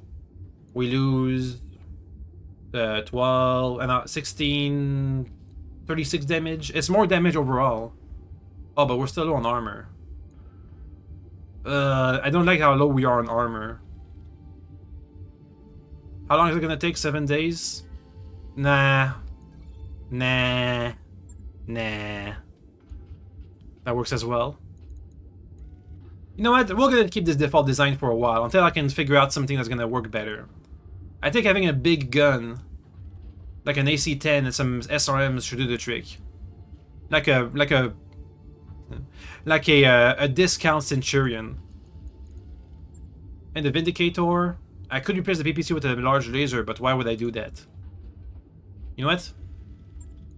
Get a small laser out of here. Put this in the trash can and get some more armor, please. In the core. There we go. That'll take 0 days. Anything else I can change? I'll keep the jump jets. The LRM-5 is okay. Yeah, sure, keep that. Logged and noted. Okay. Shouldn't be too hard. Let's start with all the people now. Excuse me. First, Darius. What do you need? Always good to see you at Ops, Peter. What can I do? Can I do something for you? About our dead situation. How did that happen? I'm glad you're taking an actress. I've got time to get into the nuts and bolts if you do. What do you want to know? Why do we have so many loans in the first place? How much time have you got? I mean, we've been hit with 1,000 expenses since we were forced to flee Cormadier. I guess you're mostly interested in the big ticket items. First and foremost, there's the Leopard. We still owe a lot of money on this ship, and losing her isn't an option. Wait, so you guys didn't own your own Leopard? Wait, so you have a loaned Leopard? Did you have to loan out the Leopard? Whatever. I guess they used to be on Cormadier, like on the ground, and they had to buy their own Leopard. Or loan it, or whatever. You got all the assorted fallout from our impromptu trip across the frontier. Jump ship passage, docking fees, miscellaneous travel expenses, all paid for on credit. As if we had a choice. There's more that I could get into, the loan we took out to set up Markham's family. But that'd be gliding the lily at this point. What? I don't know that expression. The fact is, we're in a lot of trouble, with a lot of lenders. But hey, we're mercenaries, we live for trouble. Who are we in debt to? I want names. So I can kill them. How about I give you the top 3? First, you got the Blue Horizon, a big commercial bank on Lyreton. They're the ones who own the lease of the ship. Then there's the Indri Consortium. They've got people everywhere, but they're based somewhere in Myrick space. We borrowed from one of their associates to make the jump away from Cormadier on the day of the coup. They bought the Leopard by taking a loan. I thought they had their own Leopard, because when we first woke up, we were already in the Leopard, but I guess they had to buy it when they fled. You got Lockdown Lending, the frontier outfit from Hashture, and they're about as crooked as they come. Now, I wouldn't normally do business with an outfit like the Double L, but we didn't have a choice. They made a deal with the Blue Horizon to buy half of our debt. So that's the big 3, a commercial bank, a shadowy financial consortium, and a bunch of leg breakers. Each of them is dangerous. Okay. About yourself, can I talk about yourself? Nah, okay, running the company.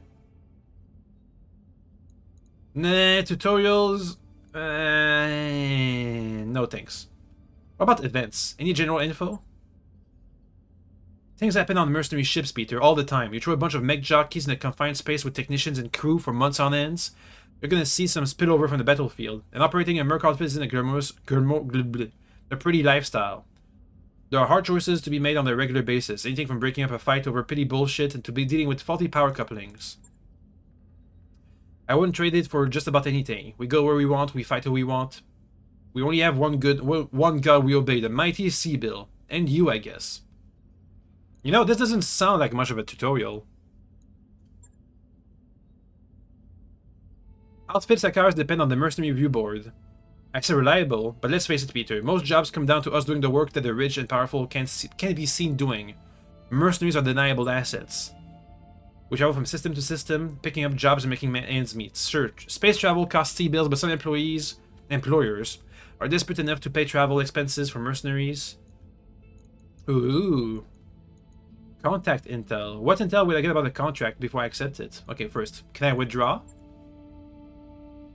That's the great thing about being a merc. It isn't our fight. We're here to make money, not die for a cause. You can back out of a contract negotiations at any time with no harm done. Once we deploy, it gets a little trickier. If things start going sideways during a missions, you can still withdraw to save on repair bills, but it can still cost us. If we withdraw before achieving any objectives and destroying at least one enemy, the Mercenary Review Board will rule it as bad faith withdrawal.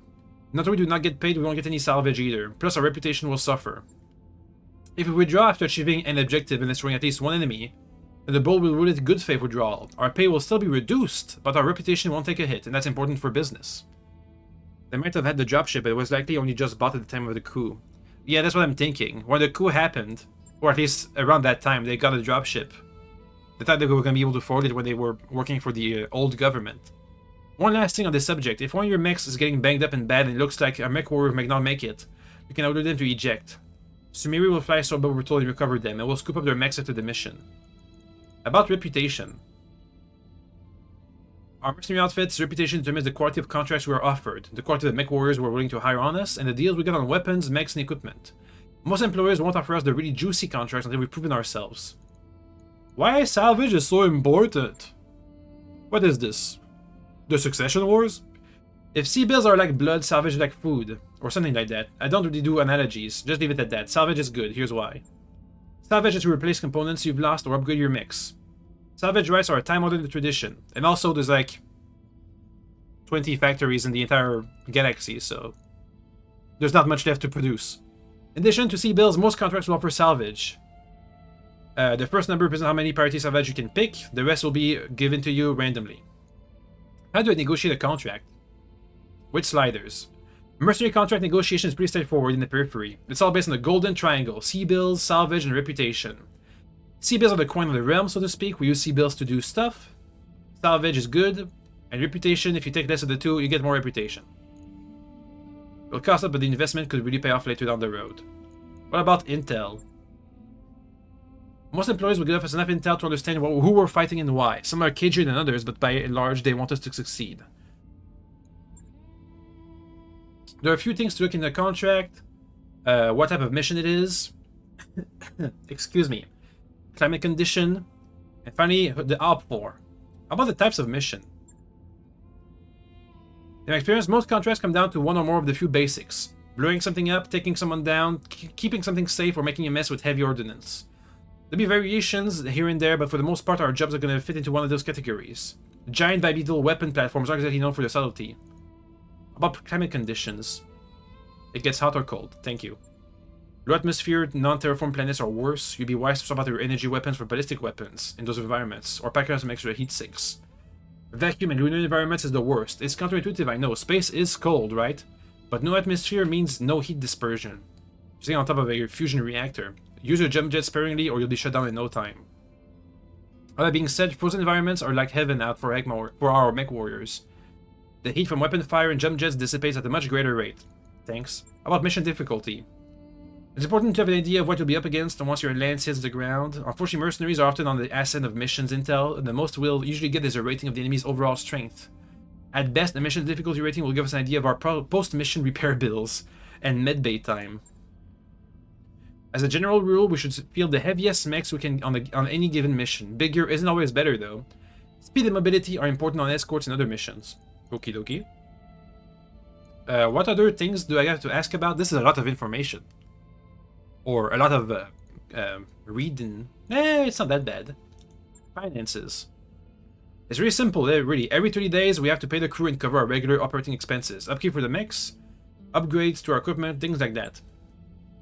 So if we don't have enough sea bills to cover our operating costs, we're out of business. Merc Life doesn't allow for second chances. Remember that when you're ordering weapon refits and ship upgrades, make sure to reserve enough to cover our monthly nut. Alright, we were to say that. I'm sure that is obvious, but I'm gonna ask you anyway. How can I raise money? Oh wait, how can I raise the operating costs? Oh wait, how do we raise operating? Whatever. The more mechwarriors we hire, the more we're gonna pay them. It's a good idea to have a strong bench. You never know when someone's going to take one in the meat and be out of action for a while. Any upgrades we make to the ship will have upkeep costs too. There are advantages, but they cost money. How can I lower our operating costs? Consider putting the mechs you don't plan on to field for a while into storage, although it requires time and sea bills to refit. Stored mechs don't have upkeep costs. By the way, remember that you can sell mech chassis and equipment if you're ever low on money.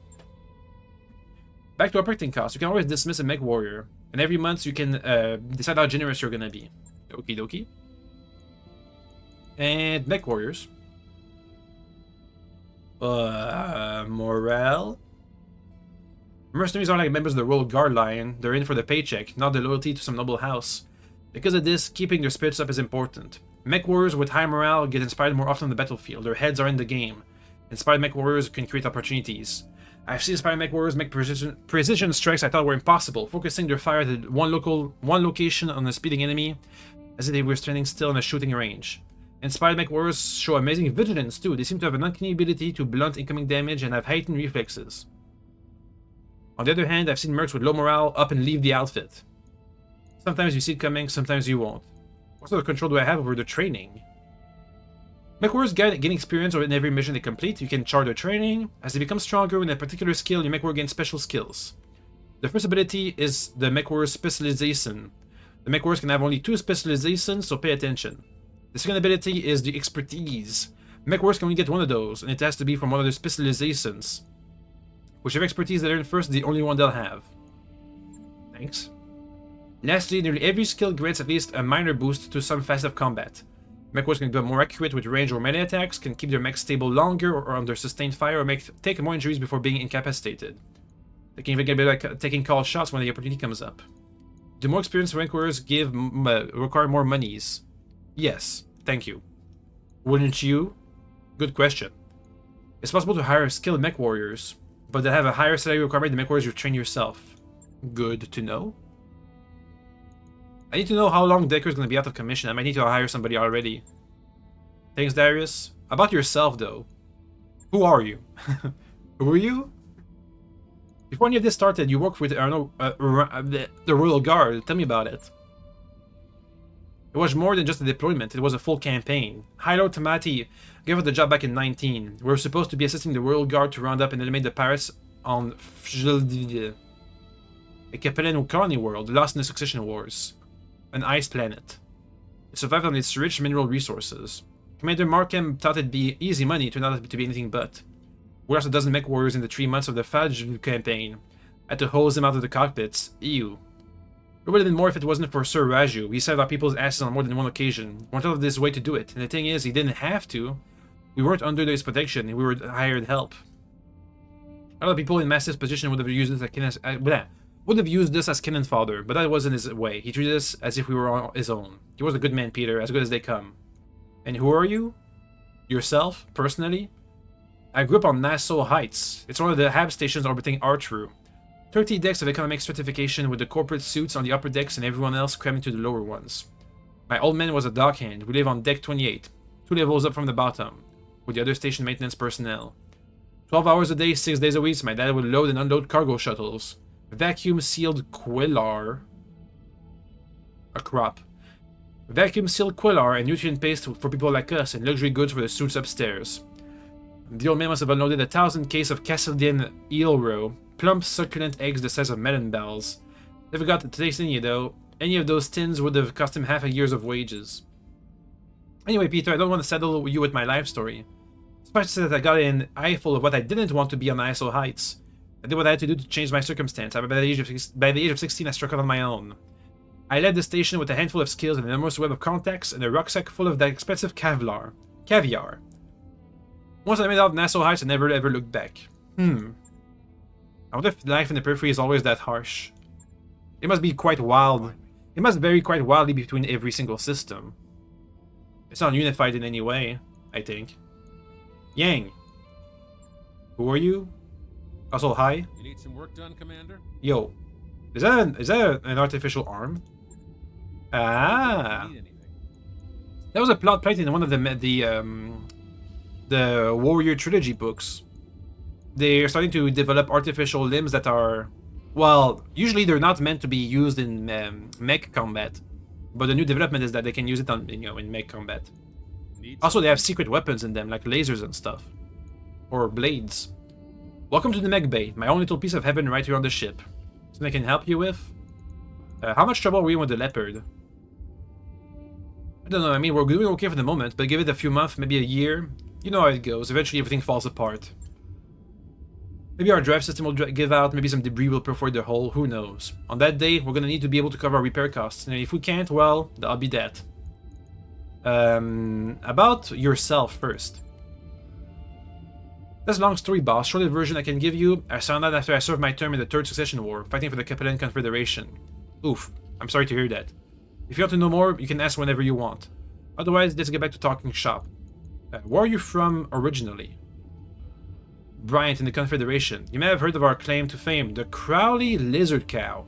No. An edible reptile. Yummy. They're delicious. Alright, I'll trust you on that one. As the story goes, Bryant was a really nice place once, a tourist spot, big with hikers and fishing enthusiasts, pale blue skies, emerald green seas, and a booming agricultural business. You know, the works. I never knew it that way though. Stefan Amaris got to it a couple of centuries before I was born, and well, that was that. As the story goes, Bryant used to have enormous orbital mirrors, storm inhibitors, they call them. The Star League put them in place. When Amaris took the system in the Civil War, he had his troops use them for target practice. Ah, classic Amaris. Alright. Without those mirrors, Bryant reverted to its natural state. You know, you'd think he would use them for more giant lasers. A miserable little ball of wind-blown dirt, actively hostile to human life. By the time I came along, the only place where people could live in relative safety were the planet's poles. Of course, you can't fit the planet's entire population into a handful of cities at its poles. There isn't enough place. No matter how far you dig down or how tall you build. A lot of people, mostly the poor, died on the early days. There's still a lot of overcrowding, even now. They're playing Frostpunk. There's my childhood home in a nutshell. Way too many people jammed into a tiny claustrophobic space with nowhere to go but off-planet. I cleared out of there as fast as I could and never looked back. Gotta admit though, I do miss the lizard cow. About your time in the military. Who'd you serve with? The 2nd St. E's Lancer, 1st Battalion of the Major Ling. We saw more action than most. A well-financed regiment of the Lancers operated along the Capellan Confederation's Rimworld Quarter, fending off pirates and conducting raids on the Free Worlds League. In 2025, its 3 battalions are allocated to the defense of St. E's, Maladar, and St. Louis. The arm is a souvenir of my time in the service. I lost the original back in 3010 on St. Louis. When I first arrived at St. Louis, I loved the place. It's an agricultural world, sort of a breadbasket for the neighboring systems. Green fields, rolling hills, you get the picture. We just walked out of hell on Kittery. The Fed rats drove us out in 05 with our tails between our legs, so it looked like paradise to us. I remember kicking back at the mech bay, my feet propped up in the engine block, sipping on a snifter of Ambergeist vermouth. Liquor, thank you. Not a bad way to spend a sunny afternoon. Anyway, it turned out the Fed sons weren't done with us yet. We're barely a month into our deployment when they sent the City Hussars to burn us out. The Tau City Hussars? The mercenaries? The mercenaries. Mercenary groups. I'm sure there were sound strategic reasons for House Devin to want St. Louis, but it sure felt personal to me. Long story short, one of their scouts managed to slip through our perimeter and hit my mech bay. I was sticking around in the Centurion's custom-made rumble seat at the time. What? A passenger seat. Okay. Being surrounded by all that armor is the only reason I made it out alive. I didn't make it out unscathed. I lost 2 of my favorite assistants and my own right arm. I got this ugly thing grafted onto me as a reminder. Here I'm doing mercenary work for a living. People never learn, huh? I wonder, does having a robot arm... Is that the same technology as BattleTech, like my armor bundles and... I guess there's not gonna be any ablative armor on top of it. Why'd you leave the Capellan Confederation? Is it because they lost the war? If my tour duty was up, you mean? I don't know, it was just the time for a change. Besides, the place wasn't for me anymore. In a way, it never really was. I learned a lot from my time of service. Got a first-hand view of the elitist bullshit that saturates Capellan culture, that rewards highborn idiots at the common people's expense. Speaking as a thoroughly common man, that didn't sit right with me. When my tour was over, I packed up my things and made a beeline for the periphery. Seemed like a good place. Seemed as good a place as any to find new beginnings. You never really get away from aristocracy, Yang. I'm a noble. Well, but you're a competent noble, and you aren't free to get your hands dirty. At the end of the day, that's all I really care about. How many times I watched Titan engineers get passed over for promotions for some idiot with a tattoo could advance? Too many to count. For what it's worth, I'm glad you made that choice. You brought my mech back from the brink more than once. Way more than once, if memory serves. I appreciate the kind words. If what it's worth, I'm happy to be here with the crew. Going career military would have been an enormous mistake. And you probably would have done the same? Yep. Yep. Let's go for the tutorial stuff about the mech bay. Maybe they have some nice choice of words for our usage of his mechs. About the mech bay. Hit me with them. I'll do what I can to answer. I don't want to wax poetics or nothing, but the mech bay is where the magic happens, boss. It's the beating heart of a mercenary outfit. What do we have? Mech bay, storage, components, repairs, loadouts, and heat stability modifiers. About the bay. Beyond each cubicle holding one battle mech, not much. It's all about capacity. The more mech bays we have, the more mechs we can keep battle ready. And the more mechs we have, the more flexibility you'll have in your deployment options. Let's say we have 2 blackjacks, for example. A decent medium mech for sure. I know your family gave you yours. One could be loaded with lots of energy weapons to use in colder environments where they can bleed the heat quickly. The other identical blackjack could be loaded out with ballistic weapons that require ammo, but generate much less heat. Smarter for deployment in warmer climates or vacuum.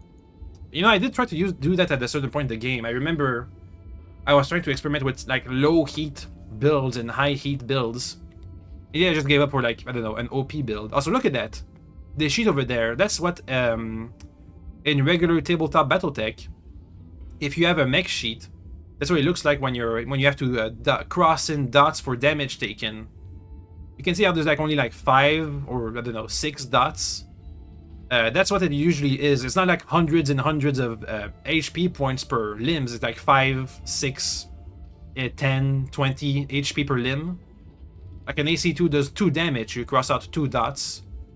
Or an AC20 does 20 damage, you cross out, you know, 10 dots, then you move on, 10 dots, then you move on, more dots.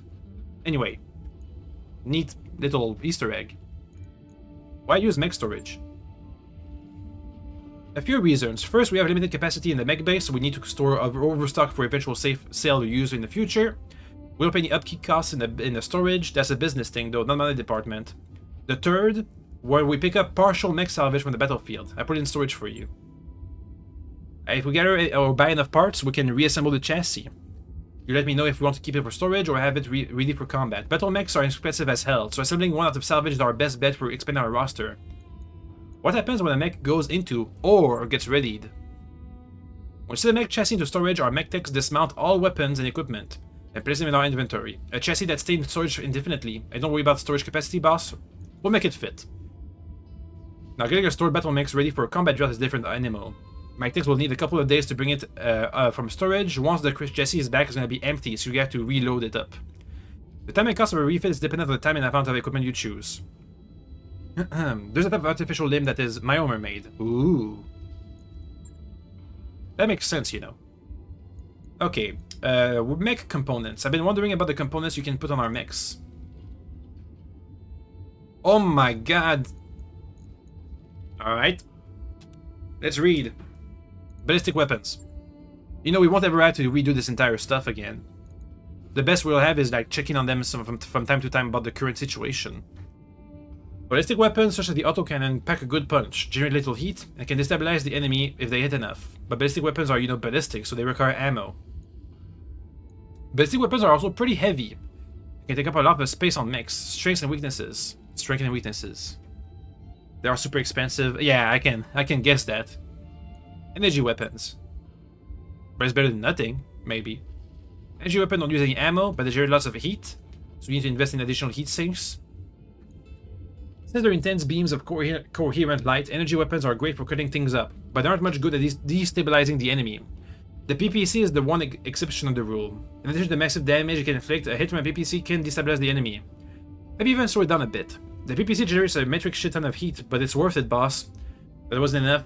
It's got a mild EM punch that screws with the enemy's targeting systems. Missile weapons.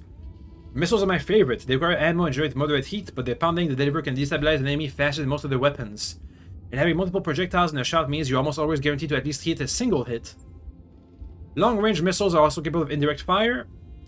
If you want to use this as line of sight but your current weapon platform doesn't, you can still shoot. With a spotter, a mech equipped with an LRM can stay behind cover and arc its missiles to hit the enemy. A spotter can increase your launcher's effective range too. Granted, the enemy can do the same to you, but that's someone else's problems. I won't sell short-range missiles short though. They can generate incredible impact and they do great damage, but you gotta be within knife fighting range to use them. Support weapons. What is that? Support weapons are lighter than others. Small lasers, machine guns, melee, basically melee weapons. The type of thing. I program our targeting computers to automatically fire them after melee attacks if they're activated. Nice. I see Commander's orders refit that remove most conventional weapons to double down on support weapons. With the right melee enhancing components, they can field monsters capable of point-blank devastation. I've never tried that. What other types of equipment?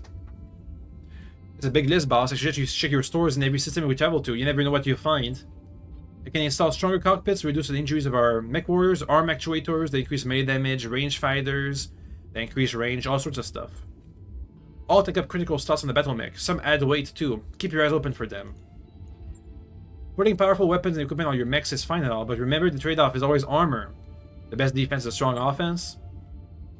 They aren't on the battlefield. Don't skip on armor. All the expensive equipment will be reduced to junk. I heard some manufacturers have developed better versions of some weapons. True that, different manufacturers tweak their weapons to deliver more damage, have higher accuracy, disable the enemy, a bunch of stuff. The trick is finding them. They're rare out there in the periphery, so when you see one in a store or a salvage pile, it has a little plus, you can identify it easily. Some equipment is rarer some equipment is rarer than others. The more plus symbols I mark with them, the rarer it is and the more useful it is. Okie dokie. That was only one part of the tutorial. Or a couple more thingies to look at. How do I repair stuff? Whenever you return from a mission, stop by the mech bay. Tell me what mechs you want to repair. I'm not going to assume anything. You run this outfit, you tell me what to do. That's not completely true. If I see armor missing, I'm going to repair it automatically. It's standard operating procedure, and we have so much scrap armor laying around, you should consider armor repairs to be free. If you tell me to repair a mech containing destroyed equipment, the text will strip that off automatically to you'll list the equipment they strip, so you're gonna have to replace it manually.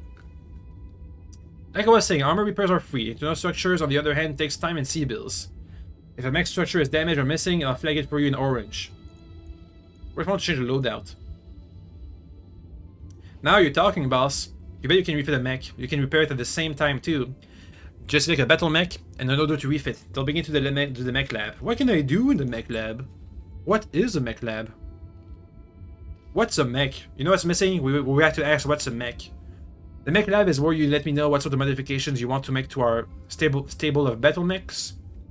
I can install new stuff. Pretty much anything you want. All it takes is time and money. We got plenty of both, right? Are there limits? Yep, wait.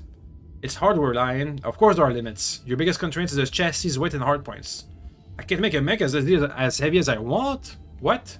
Negative. A mech chassis can only support so much tonnage in weapons, armors, and equipment. If your design is over the chassis weight, we can accept the work order. There are ways to make things fit, of course. Trade-offs can be made, but you gotta be careful. We have the ability to remove armor, to squeeze in bigger or more weapons, but the less armor is less armor. You don't want to wind up with something that'll blow over in a strong breeze. What's a hardpoint again? What?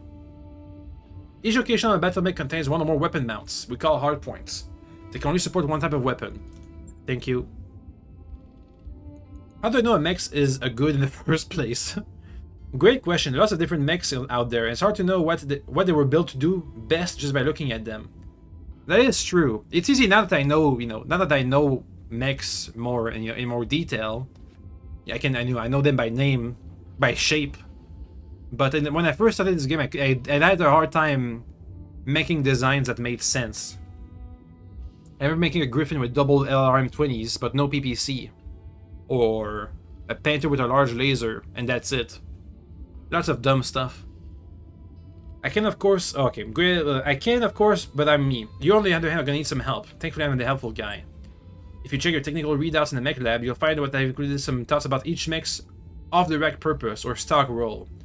They're only opinions, mind you, but you might find them useful. Also provided access to an itemized list of equipment that the mech normally carries when you buy it as stock. The mech's basic recipe. What depends on after I order a refit. Once you confirm it, it'll be placed in queue. A mech will be unavailable for combat until its work order is done, so plan your refits carefully. Sometimes dumb works. That is true. If you want to change the mech's placements in the work queue, select the manage tasks under the timeline. Yeah, okay. How long do repairs usually take? Depends. A good mech bay with advanced scaffolding equipment is faster than the one you'll find on a standard Leopard. And this pair mech based efficiency and the mech tech points. The higher the rating, the faster the repairs. What's next? Heat, stability, and modifiers. You seem to know your way around the battlefield, Yang. Any advice? Sure, the better you lead in combat, the less work I have to do when it's over. About heat. Let's talk about it. I can't emphasize this enough. Watch your heat. Your mech warriors are sitting on walking fusion reactors out there. Using jump jets and firing weapons generates heat, sometimes lots of it. If one of your mechs goes too hot, it could damage its internal structure, or worse, shut down the engine in the middle of combat, leaving it a sitting dusk. How can I affect heat in combat? Each weapon systems can be toggled on and off. Most mech warriors can keep their heat low by toggling off weapons with lower chances to hit. Sometimes you'll want a solid chance to hit with everything in your arsenal. That's when you gotta experiment with toggling a few off to make sure you stay below the red line. And watch the terrain. Moving your mechs into water or over ice helps you cool them down. How can I make a mech more heat efficient? Note your mech's heat rating in the mech lab and install more heat sinks on it if you find that it runs hot in combat. Thanks. Heat sinks vent plasma from the mech's engine. That's how they work? Heat sinks vent plasma from the engine. And do a lot to dissipate the buildup from jump jets and weapon fire. Heat sinks are your friends. You can always change weapons on the mechs to use more heat-friendly parts, but obviously that'll change the thing in combat. Trade-off, boss. It's all about trade-offs. Sometimes you do self-explode yourself in MWO. It's happened multiple times that I've exploded myself in Mechwarrior 2 by just overheating too much or using pulse lasers a bit too hard. About stability. What's that? Stability is a smart thing for a commander to understand, boss. Getting pummeled by weapon fire is a good way for a mech to become destabilized. Walking over rough terrain doesn't help much either. Destabilized mechs can sprint, and they're vulnerable to falling if hit hard enough. Okay, tell me about how to make my battle mechs less vulnerable to weapon fire. There's a few ways you can think of: evasion, cover, and bracing. Cover? They're kind of big, aren't they? They're big and scary and dangerous, and they're harder to hit standing in forests and other terrain features. Standing behind buildings or hills is good too. If the enemy can't see you, they're gonna have a hard time hitting you. It's about line of sight. Think about it. Think about all the time your enemy is, I guarantee it. If they can see you, a little red eyeball will appear over them. If you're will appear over them in command software. You have the Axum Stone Rhino in MWO and 8 UAC 20s get 8 UAC 2s. For a second I thought, what? 8 UAC 20s? But no. UAC 2 gets hot but a nasty. About evasion. The form short version is the farther a unit goes, the more evasive it becomes. Shooting and moving targets is hard. When you do make the move, it builds up angled chevrons. The more chevrons, the harder it will be to hit. Sensor locking an enemy removes 2 of its evasion chevrons, making it easier to hit. Mastiff tells me to brace my mech, but that doesn't make it harder to hit. No, bracing your mech won't make it harder, but it should buffer some damage. You'll take about, well, buffer half the damage. I didn't think it was that powerful. Alright, cool. I think that's all. Is that it? Are we done? Okay, thanks, Yang. See you next time we do a mission. Come back anytime. I blow some things legs up. Now for Sumire. All decks report normal. How can I help, Commander? Hey, who are you? Does the decision we made about uncertified contracts satisfy your concern? My concerns won't be satisfied until our creditors are paid and the loan sharks are off our backs, but this is a step in the right direction, and that makes me happy. I'm not blind to the risk that uncertified contracts entail, by the way. I mean, I know that what we're doing is dangerous, but it's the best chance we've got to dig ourselves out of this hole. Who are you? Well, I'm from a noble family like you. We're old money, made our fortunes out in Rasselhague, then repatriated to the Taurian Concordat. That's where I grew up. I'm not sure if this kind of stuff... I'm not sure if this is the kind of stuff you were hoping to hear, but we can talk about whatever. I'm not shy.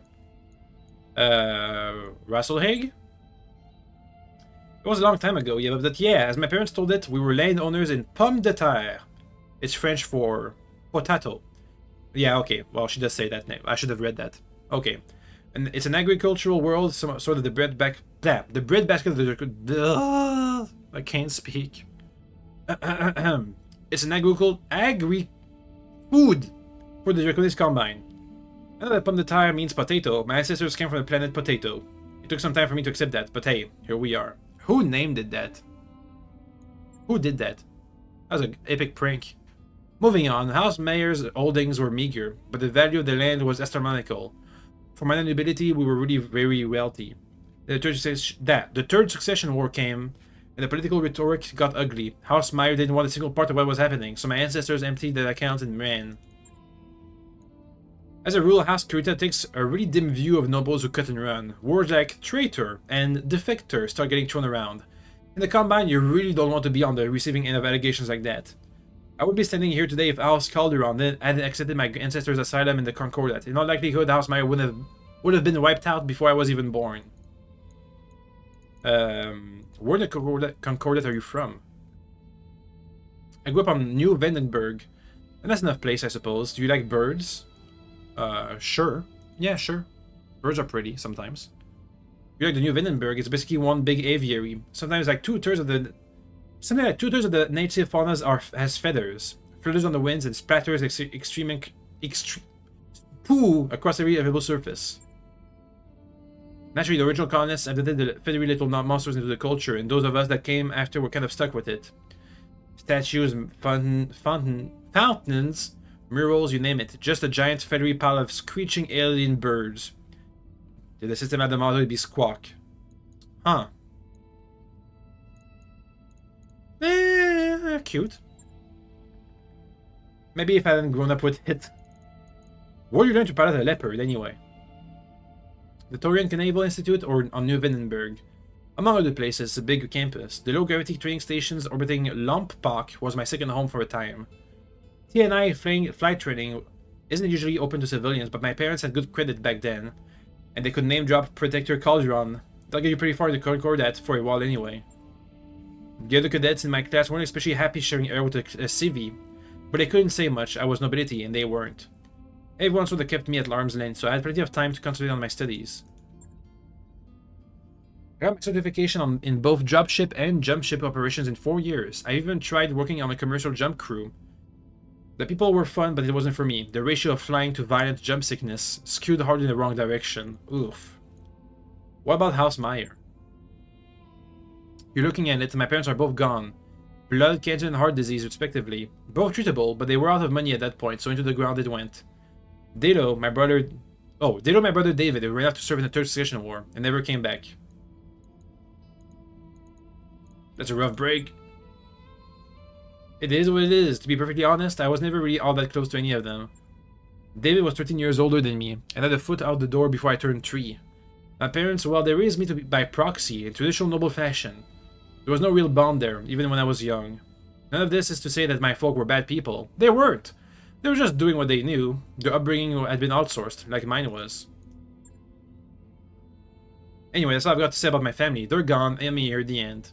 Any other questions? I guess that's all the questions we have. About navigation. How? The short answer is that you pick a destination and I make it happen. Excuse me. Interstellar travel takes time, sometimes a week. It'll cost us sea bills for fuel and passage on the jump ship.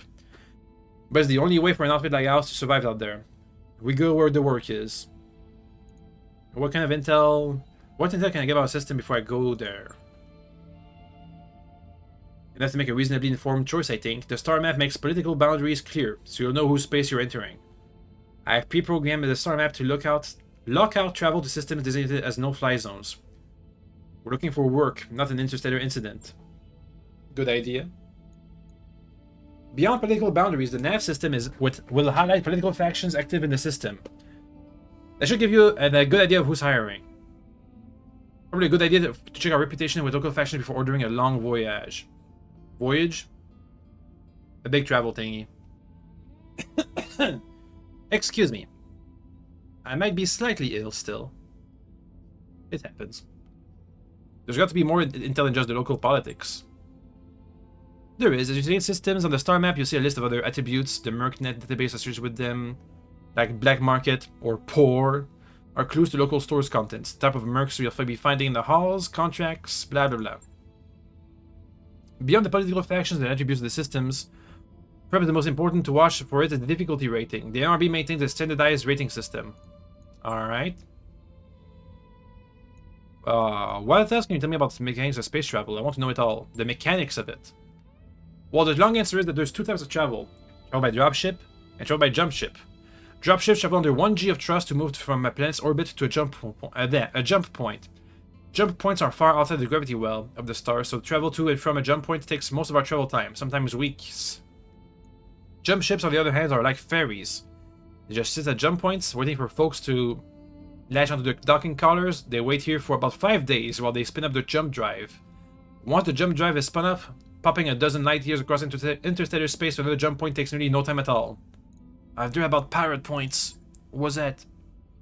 They're bad news, Commander. Difficult to locate and dangerous to use. I've heard of people using pirate points in desperate situations, but it's not worth the risk of a missed jump. You don't find any pirate points on my star map, I can tell you that. I just avoid them. Alright. And do we always have to pay? Come on. Not always. If you check the contracts, you'll often find employers posting travel contracts. Travel contracts allow employers to attract mercenaries by paying the outfit's travel expenses. Now, I know what you're thinking. Why not take the travel contract and then skip out on the missions? You can do that, but we'll ultimately get charged for the cost of the jump. You know, they'll say there's no such thing as a free ride. Oh well. What else can we ask about? Oh, I can't ask about the mechanics anymore. The star map confuses me sometimes. Why does it take longer to get to one place than another when the system appears to be the same distance apart? Why?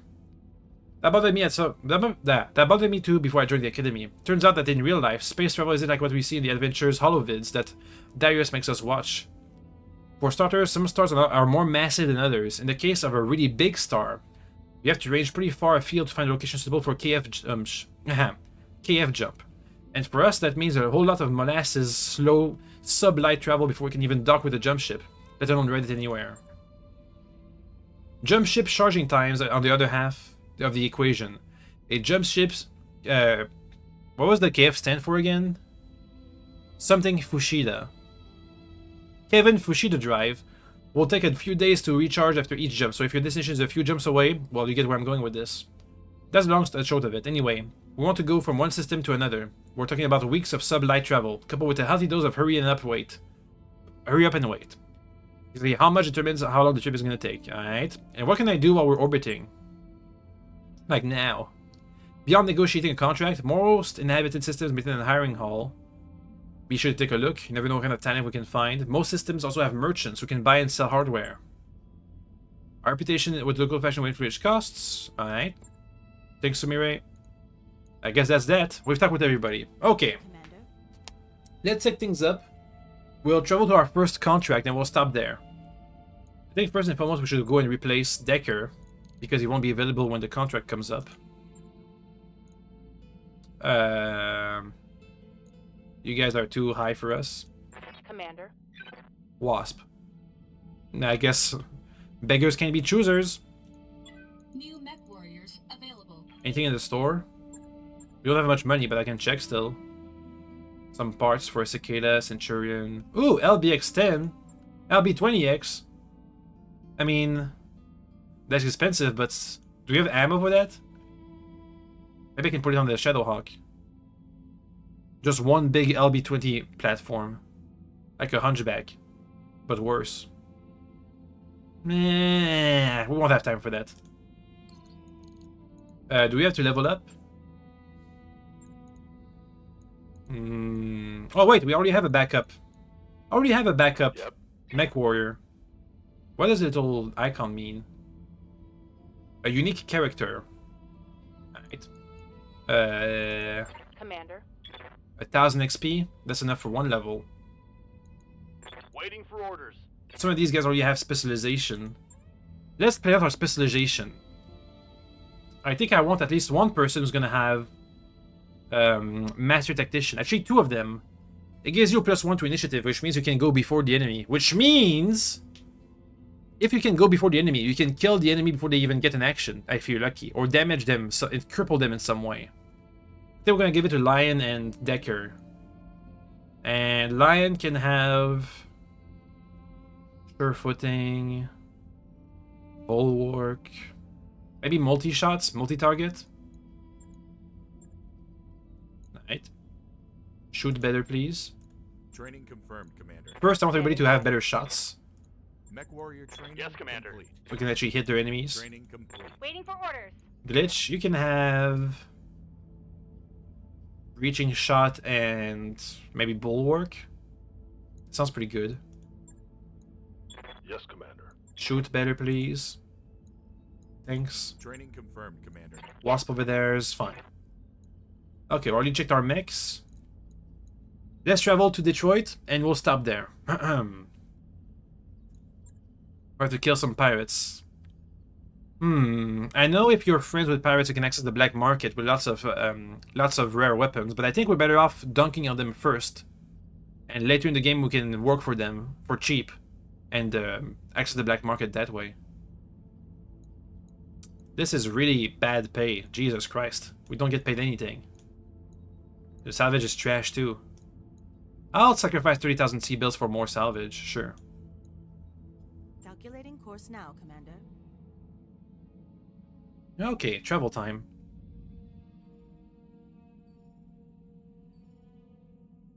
The blackjack's repaired. Next, the spooder. Excuse me. I'm fine, I swear. There should be more contracts once we get there too. It's not just the one. It'll pay for the travel. It'll pay for the travel costs though.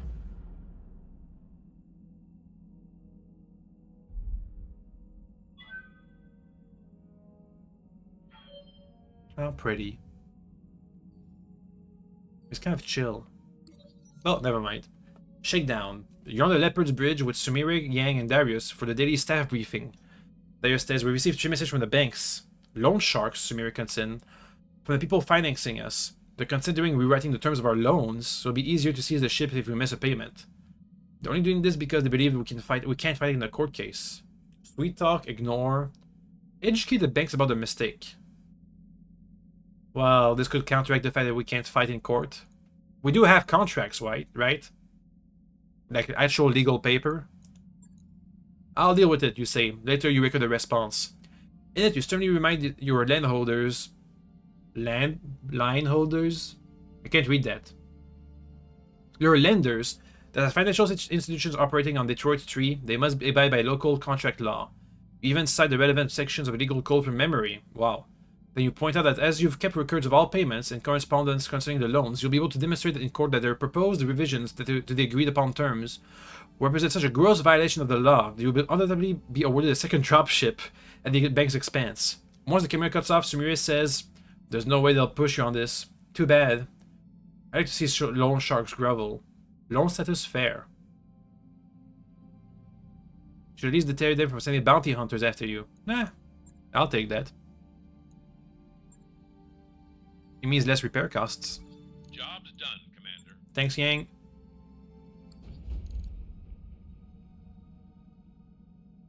Alright.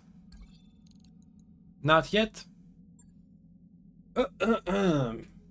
Let's stop here for today. We've done our first mission, the tutorial, the real first mission, and now we're about to do our real first mission. So, that'll be for tomorrow. In the meantime, see you guys. Bye-bye. Where's my boop button? Ah, there it is. Boop.